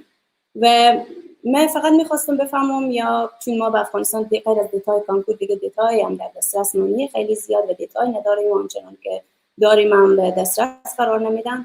من فقط خواستم که کاری که دیگه ریسرچرها کردن بکنم ببینم که آیا فیسبوک در اجتماع ما که زیاد خیلی استفاده میشه آیا ریزلتی که از کامنت ها ما دیتایی که از فیسبوک ما میگیریم انالایز میکنیم جواب صحیح میده یا نمیده. و این یک کار خیلی خوبیه که به آینده دیگه ریسرچرها اگر میخواین که می کار بکنن برای انتخابات یا برای کدام کمپانی استفاده کنم و بخوایم از کامنت ها شاید جواب صحیح نده، مثل از اینکه من دیتا گرفتم خیلی هم وقت گرفت اما متاسفانه جواب صحیح نداد. چیزی که در ریال اتفاق افتاده بود تا چیزی که بعد از دیتایی که من توسط سنتیمنت انالایز کردم جواب داد کاملا متفاوت بود، یعنی صحیح نبوده. و یک موضوع دیگه که میخواستم بگم که اینه که ما اکثریت از مردم ما کامنت نمیدن، بعضیا خوش ندارن و بعضی هم اصلا دوست ندارن که برن کامنت بدن یا منفی یا مثبت، و بعضی اشخاص کامنت میدن و بعضی اشخاص به افغانستان هست که اونا دسترسی به اینترنت ندارن. از این خاطریه که ما نمیتونیم به سر کامنت هایی که به سوشال میدیا میشه یا به توییتر یا به فیسبوک یا اینستا ما بیایم سر از اونها حساب کنیم و اگر ما دیتا از اون انالایز کنیم ما یک ریزالت خوبی به دست بیاریم یا ریزالت صحیح به دست بیاریم که یعنی رانگ نباشه.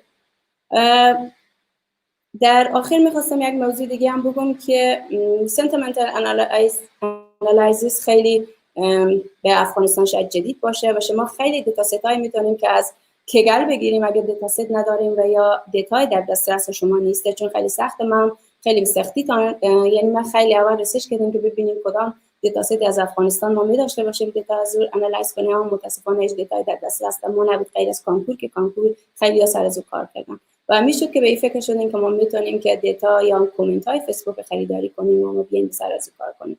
اگر شما جینیریم یا نویم یا نیک اکسپرتیم و میخوایم که ماشین لرنینگ بیاموزیم یا دیتا ست داشته باشیم که به سوپروایز و سوپروایز ماشین لرنینگ بیایم انالایز کنیم، شما میتونید از کگل دیتا ست از اون بگیریم که خیلی زیاده تا راجع به کرونا فعلا که خیلی مد نظر همه ریسرچرها هست و خیلی کسا سر دیتا ست های کرونا کار میکنه، حتی از افغانستان هم در اونجا هسته. و یک خوبی دیگه ای داره که شما میتوانیم که او دیتا ست صدایی که جدید میایه پرایز داره که طبق پرایز که به زور داده شده شما بیاین نظر پرایز دیده و کاندیشن ها ببینیم و بعد بیایم شما او دیتا رو انالایز کنیم و اگه خیلی خوب بتونیم انالایز کنیم شما او پرایز رو میگیریم. که فعلا مثلا یک دیتا ست کار میکنم و اگه کسی از شما مایل باشه سوالی داشته باشه در این راجع به این موضوع و یا اگر قراره که شما مثلا یک دیتا ست کار میکنیم و مشکل داریم و میتونیم شما کمک کنیم.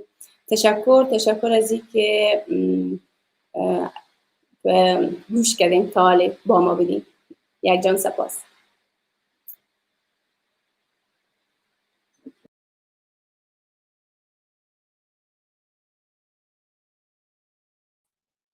ډېر مننه استاد محترم، ډېر ښایسته معلومات و سنټیمنت انالیسس په اړه هغه څه مهم څه چې وه چې ټولو ته مو وویله چې اوس ټوله کیدای شي پوه سوي چې د سوشل میډیا ارزښتونه څه دي. ستاسو څخه ډېره مننه. نو اوس به د کوډینګ دوهم چالنج دی. هغه دوستان چې که چیرې وکولی سي چې زموږ دغه دوهم چالنج ته جواب راکړي نو هغوی ته به موږ هغه لومړني دوستان که چیرې چا جواب راکړي نو هغوی ته به د ګوګل میني یو عدد سپیکر په جایزه کې ورکوو.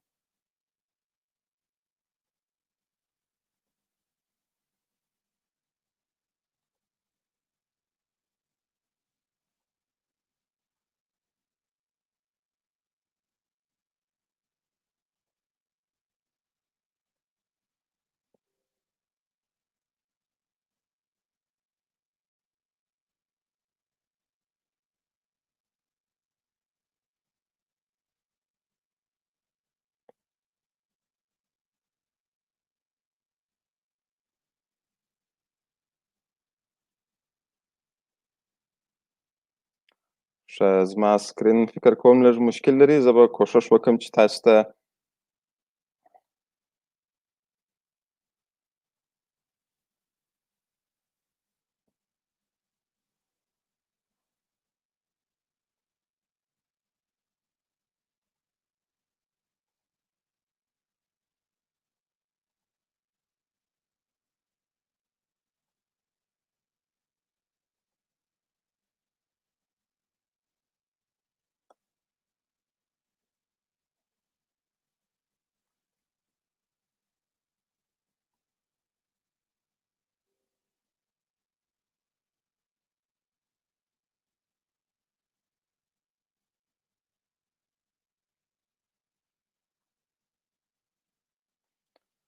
ستاسو لپاره یوازې 15 دقیقې وخت لرو. هغه دوستان که چیرې وکولی سي جواب راکړي، هغوی سره به موږ په تماس کې سو.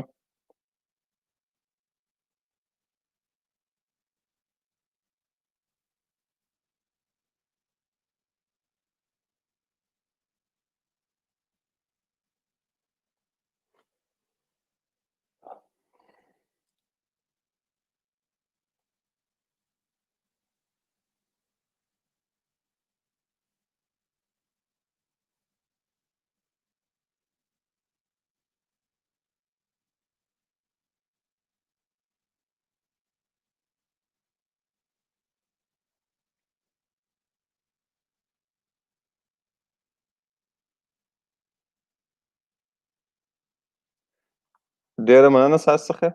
ښاغلي صبور حکیمي څخه مننه کوو چې سوال ته یې صحیح جواب ویل. د سره به په تماس کې سو د خیره سره او ده ته به هغه د ګفټ وړاندې کړو. نو راځو خپل بل سپیکر ته. ښاغلي کان دی. کان به د خپلې موضوع په اړه هم تاسو ته پریزنټیشن تیار کړی دی. نو ده ته به دعوت ورکړو او دی به زموږ سره خپل پریزنټیشن هم شریک کړي او ګډون به هم راسره وکړي.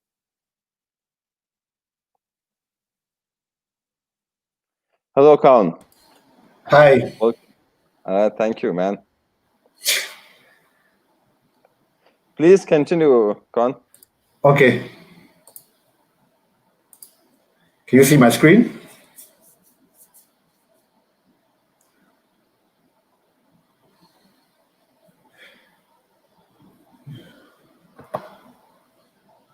Okay, so good evening, everyone. Hopefully you can see my screen. So today my topic is about getting started with TensorFlow.js. My name is Kwan Hong. You can call me KH. I'm a GDG in machine learning.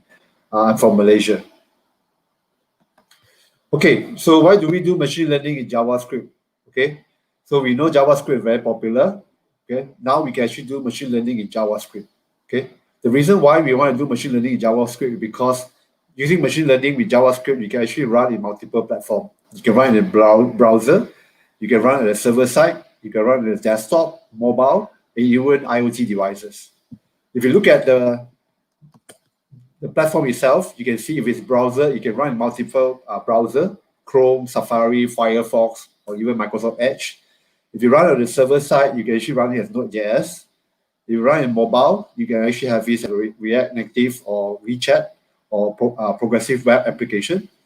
If you run in desktop, you can run it as Electron, or you can actually run as IoT devices, for example, Raspberry Pi.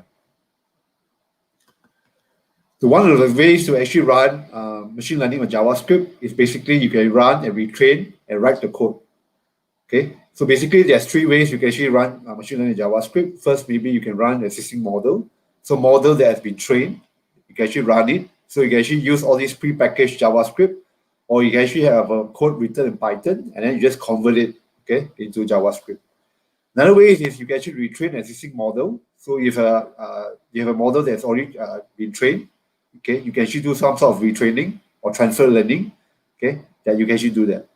And of course, the last way is actually write the code, everything from the scratch. You can actually write the code in JS and you train the model using from the scratch. So what are the things that you can actually do with this JavaScript? Okay, of course, you can do augmented reality. You can do like gesture-based interaction, sound recognition, web application, sentiment analysis, and many more. For example, you can look at here, this example that you can actually do a pose estimation. You can actually estimate a pose of a person, okay, where in real time, you can actually detect 17 landmark or body point. So one of the first method that I talk about is actually using pre-trained model. So this is the easiest way, okay? The easiest way to run JavaScript classes, and these are common most use cases. So there are many models that's already been trained that you can actually apply. Con, please, we cannot see your screen. Can you please share your screen? Okay, let me try again. Sorry. Oh, you cannot see my screen. Okay, let me try again. Can you see my screen now? Can you see my screen now? So sorry that you cannot see my screen. Okay, so yes. Let me start again. So the talk about today is about getting started with Devfest TensorFlow.js. Okay, so basically we say we can run machine learning in JavaScript, and you can actually run in multiple platforms: browser, server, desktop, mobile, and IoT devices. You can run in multiple browser, server side with Node.js, mobile you can have a WeChat or React Native, desktop you can run Electron or Raspberry Pi IoT devices. Then you can actually treat the easiest way to run JavaScript is actually using an existing model or retrain model or write the whole model in JavaScript. Okay, so there are many things you can do: augmented reality, gesture-based, sound recognition, web application, sentiment analysis. All this can be done real time. For example, you can see this. This is a pose estimation. You can actually determine of a pose of a person in real time, where you can detect 17 landmark body point. So one of the easiest way is actually use a pre-trained model. So machine learning model that already been trained, you can actually use it instantly. So there are many models that's already been trained for specific cases. For example, you can do image classification, object detection, body segmentation, pose estimation, and many more. So one of the popular things that you can actually do with JavaScript, okay, is actually doing this object recognition. Okay, there are many classes already trained. For example, for this model here, we have this Coco SSD model. It's actually been trained with 90 object classes. Okay, so let me show you some breakthrough of the code. So basically, if you look at JavaScript, you can actually start with the HTML code itself. Okay, then you have this header portion where you just load the CSS. Then you have the body portion, okay, where you can actually have a div where you define class called classify on click. So this class will actually will be activated when you click. Then you pass the image. Okay, for this case here, you need to set the cross origin and anonymous, so you can actually load the image from the server. Then there's actually 3 lines of code just to import the JavaScript TensorFlow libraries. So you can actually load the TensorFlow library, then you load the library for the Coco SSD model. Okay, and then it's just 3 lines of code to import the model. So that's all. Okay, then from the JavaScript part, okay, you can actually define a constant, okay, and then you get the element, which is the demo part, and then you define your model as an undefined variable. Then what here is do is actually a function to load the model. So once the model is loaded, so you can actually nice kind of this animation where slowly the image will be from invisible, it will be loaded to a full image. Then you can actually see the result. Then from there, okay, you run the model. You actually will classify the object, okay, based on the click. Okay, so there will be a object being being run after you do this click onto the image. I will do a demo later when you can see this. Then from there, there's a function. The function will actually return the model. Okay, and run the model and actually return the result in the form of this handle prediction. So this handle prediction result will be written as a JSON file. So the function of a handle prediction with a JSON file, so we basically load the return result, okay, and then you can then it will be try to actually load the result, and then we have a bounding box. You show the confidence, how much confident is the result being loaded, okay, and then you actually load with the bounding box onto the image, okay, and so this is it will highlight the image that has been detected. Object is actually been detected in the image. Okay, so there's a bit of CSS here to make the whole thing more interesting. Okay, so I can do a demo here. So let me show. Okay, so there's a demo. Let me show you the demo.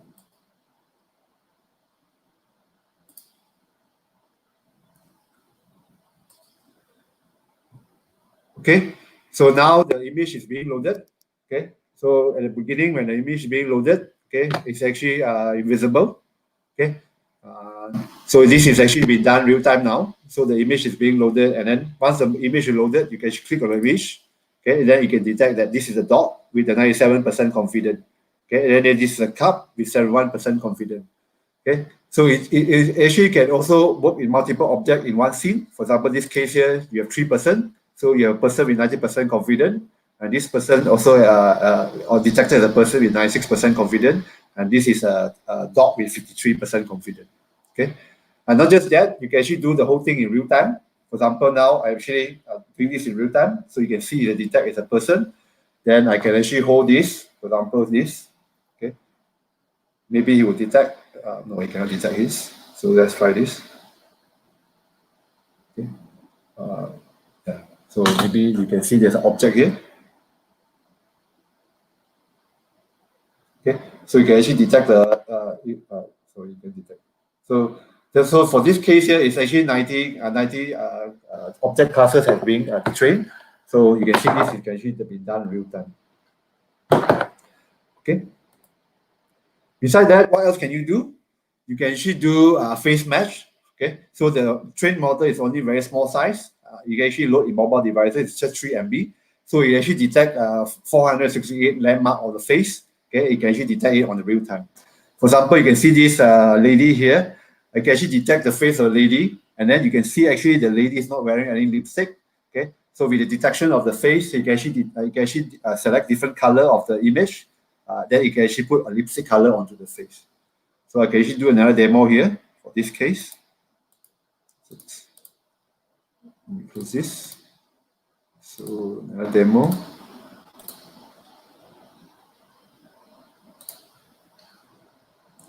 So it's loading now. Okay. So normally it's quite fast because now I'm streaming. Okay. So once it's started, then you can actually load, and then you can actually detect my face in real time. Hopefully it's loading. Okay. So you can see, you can actually detect my face in real time. Then you can see, you can actually render the match of my face with 486 points. Okay. So let me close this. Okay. So what else can you do? Okay. You can actually do real-time body segmentation. For example, this case here, you can determine 24 body parts. Okay. You can see, you can actually determine in real time you can actually determine the segment of your body, your torso, your hand, and your face, everything. So I can do a demo for this.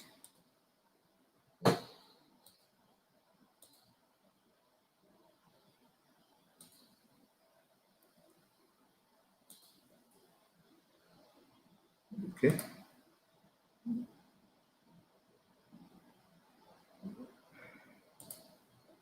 Okay, still loading. So you can see from a still picture, you can actually detect segment out the face and the body, everything.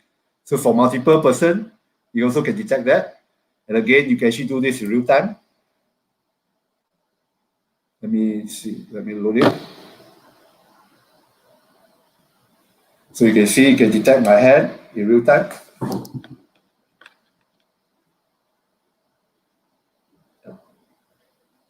Okay. So, and you can see the whole thing here is actually loaded onto the browser and it's running on the browser real time. Okay. I'm sorry, we cannot see your screen, the other screen that you are sharing the code on it. Again? Yes. We can only see the presentation. Okay, wait. Let me share again. Oh yeah, it's such a waste. You can see. Let me share again. Yes.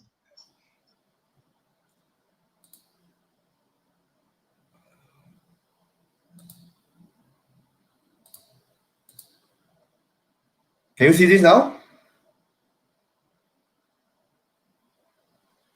Yeah, so you can see it's actually detected me in real time. Okay. Let me show you another one. The sound that you did not see. This one. Let me show you again. Sorry.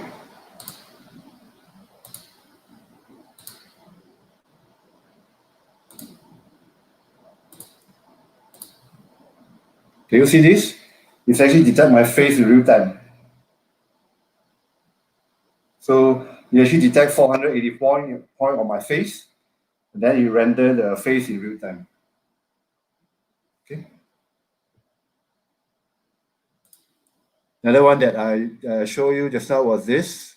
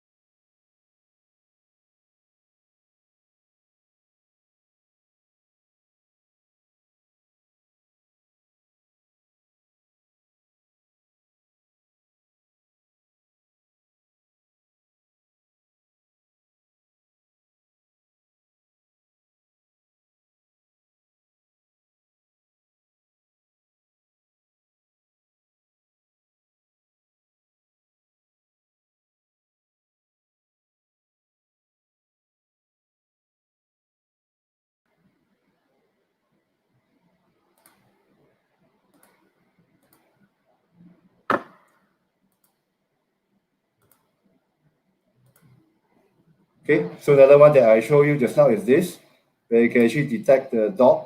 Yeah, hopefully you can see this. Okay, then you can actually do this in real time. So you can actually see that I'm doing this in real time. You detect me.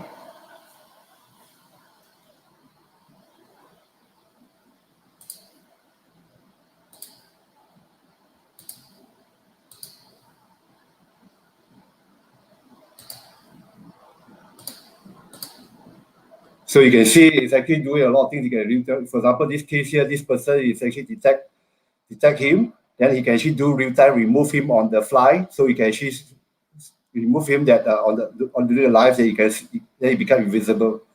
Another thing you can see what he can do here is you can actually measure him and then you can actually determine his size. Then you can actually determine what kind of size he will buy from the online store. So I think you can do this. You can actually do a real time of this. Let me show you this. Hopefully I can share this again.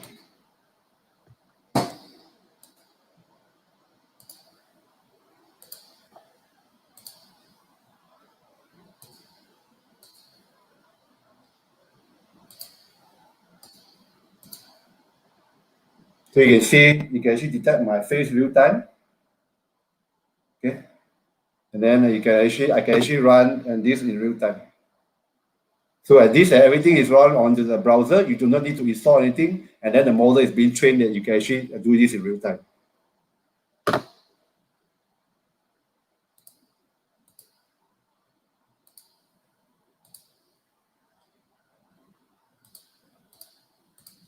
So you can see all this good thing about it is you can actually do all this model being trained and then you can actually run it in real time. So another thing is, for example, this case here, this person, okay. So this person can actually combine this with different web technology, okay. Then you can actually run in, and then you can actually superimpose all this in the real time. For example, this case here, this person, he can actually transport himself to a technology.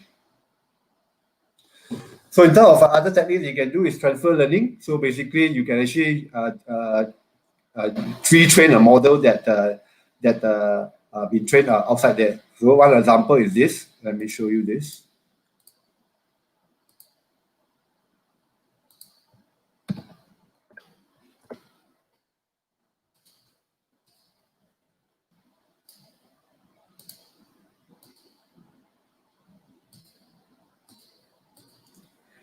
So you can actually train something like this. For example, here. So I can train on the fly. So I can train my face with 35 images. Then I can call this my name, KH. Okay. Then I can train another object. Okay, for example, maybe I train on the cup here. So I hold the cup. Then I record it.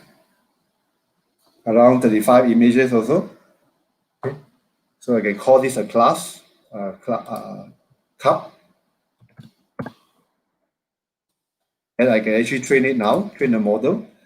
So normally the model, which now is actually training with the real live data that I've already shown. That means with my face, another one is a cup. So once after it trained now, so after the machine being trained, the model is trained, okay? Then what you do? You can actually detect myself now. For example, you know that this is my face now. You can see now it's a KH. So if you put a cup in front now, you know this is a cup. So you can see application, you can train on the fly. You can see my face is KH. And then you can see, so the whole thing now is a very small model. You can actually train everything onto the browser.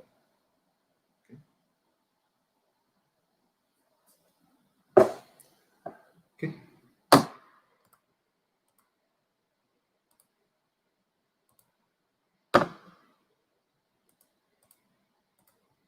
Okay.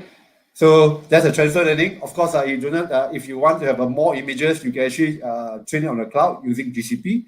For example, this case here, you can train to identify a flower. You can train all the model in the cloud. After that, once you have trained already, you can actually define what the accuracy of the model that you want, high accuracy or best trade-off or faster prediction. Then once the model has been trained, you can export the model into then you can actually deploy the model into other devices, browser or IoT devices or whatever. Then from there, what you do, you can actually just load the library, okay, and then you just store the model you trained, which is this model.json file. Okay. So TensorFlow is the last step is actually to write your own code. Okay. So basically, you can use the TensorFlow.js API. You can write the code. Okay. There's two ways you can write it. You can write it high level using the class library, or you can have a low level, which is more mathematical. So this is how it looks like. You have a model. The model will sit on top of a layer API, and the layer API will sit on top of the core ops API. So you can actually run the whole thing in client, okay, browser or WeChat, whatever. You support multiple hardware at the back end, CPU, WebGL, or this WebAssembly. Okay, if you run on the server side, it will be just normal like a Node.js, and it will support the CPU and GPU. So in the layer side, you can actually develop using the Keras model, okay, and then you also can have a TensorFlow safe model. From there, you can convert the model using TF-JS converter. So in terms of comparison, you see there's so much different running TensorFlow.js and compared to a normal CPU. Okay, so you can see the TensorFlow.js, the model is much more size is much more smaller. Okay, but the comparison performance-wise is not so much difference. Okay, so if you run on the client side, you have a good thing is because when you do machine learning, okay, you just run on a browser, you do not send any data outside of the browser, so there is a privacy there. Okay, and then if you run just everything on the client side, you don't need to connect to the server, so there will be lower latency, lower cost, and then better interactivity. And then imagine if you have a machine learning model, you can actually deploy to mass because everybody can run your model without installing anything. As long as there's a browser, they can actually run your model. Okay. Then if you run on the server side, of course, there's a benefit. The benefit is now with the server side power, okay, you can run TensorFlow safe model without any conversion. And then because of the server computation, you can run a larger model. Okay. You can code everything in one language. Okay. Then you have a better ecosystem. Okay. And then you can actually bind with all this C binding. Okay. for example, just inside compiler, okay, that can actually improve your whole overall performance. So training a custom image classifier, normally people would do transfer learning. Okay, if you want to know more, there are many tutorials available. Okay, for example, all this, and it's actually a hands-on tutorial where you can just do a code lab. Okay, so there are also many resources out there available. Okay, to get you to allow you to learn more and get inspired. So there's a lot of reading. You can actually go to, find more documentation about it. For example, you have this API about the model. You have a lot of GitHub code, Google Group, CodePen, and even Glitch. Okay. So there's also a wide community out there that actually build a lot of interesting projects, which actually able for you to utilize and share. So most of the project out there is actually using this hashtag made with TFJS or TensorFlow.js.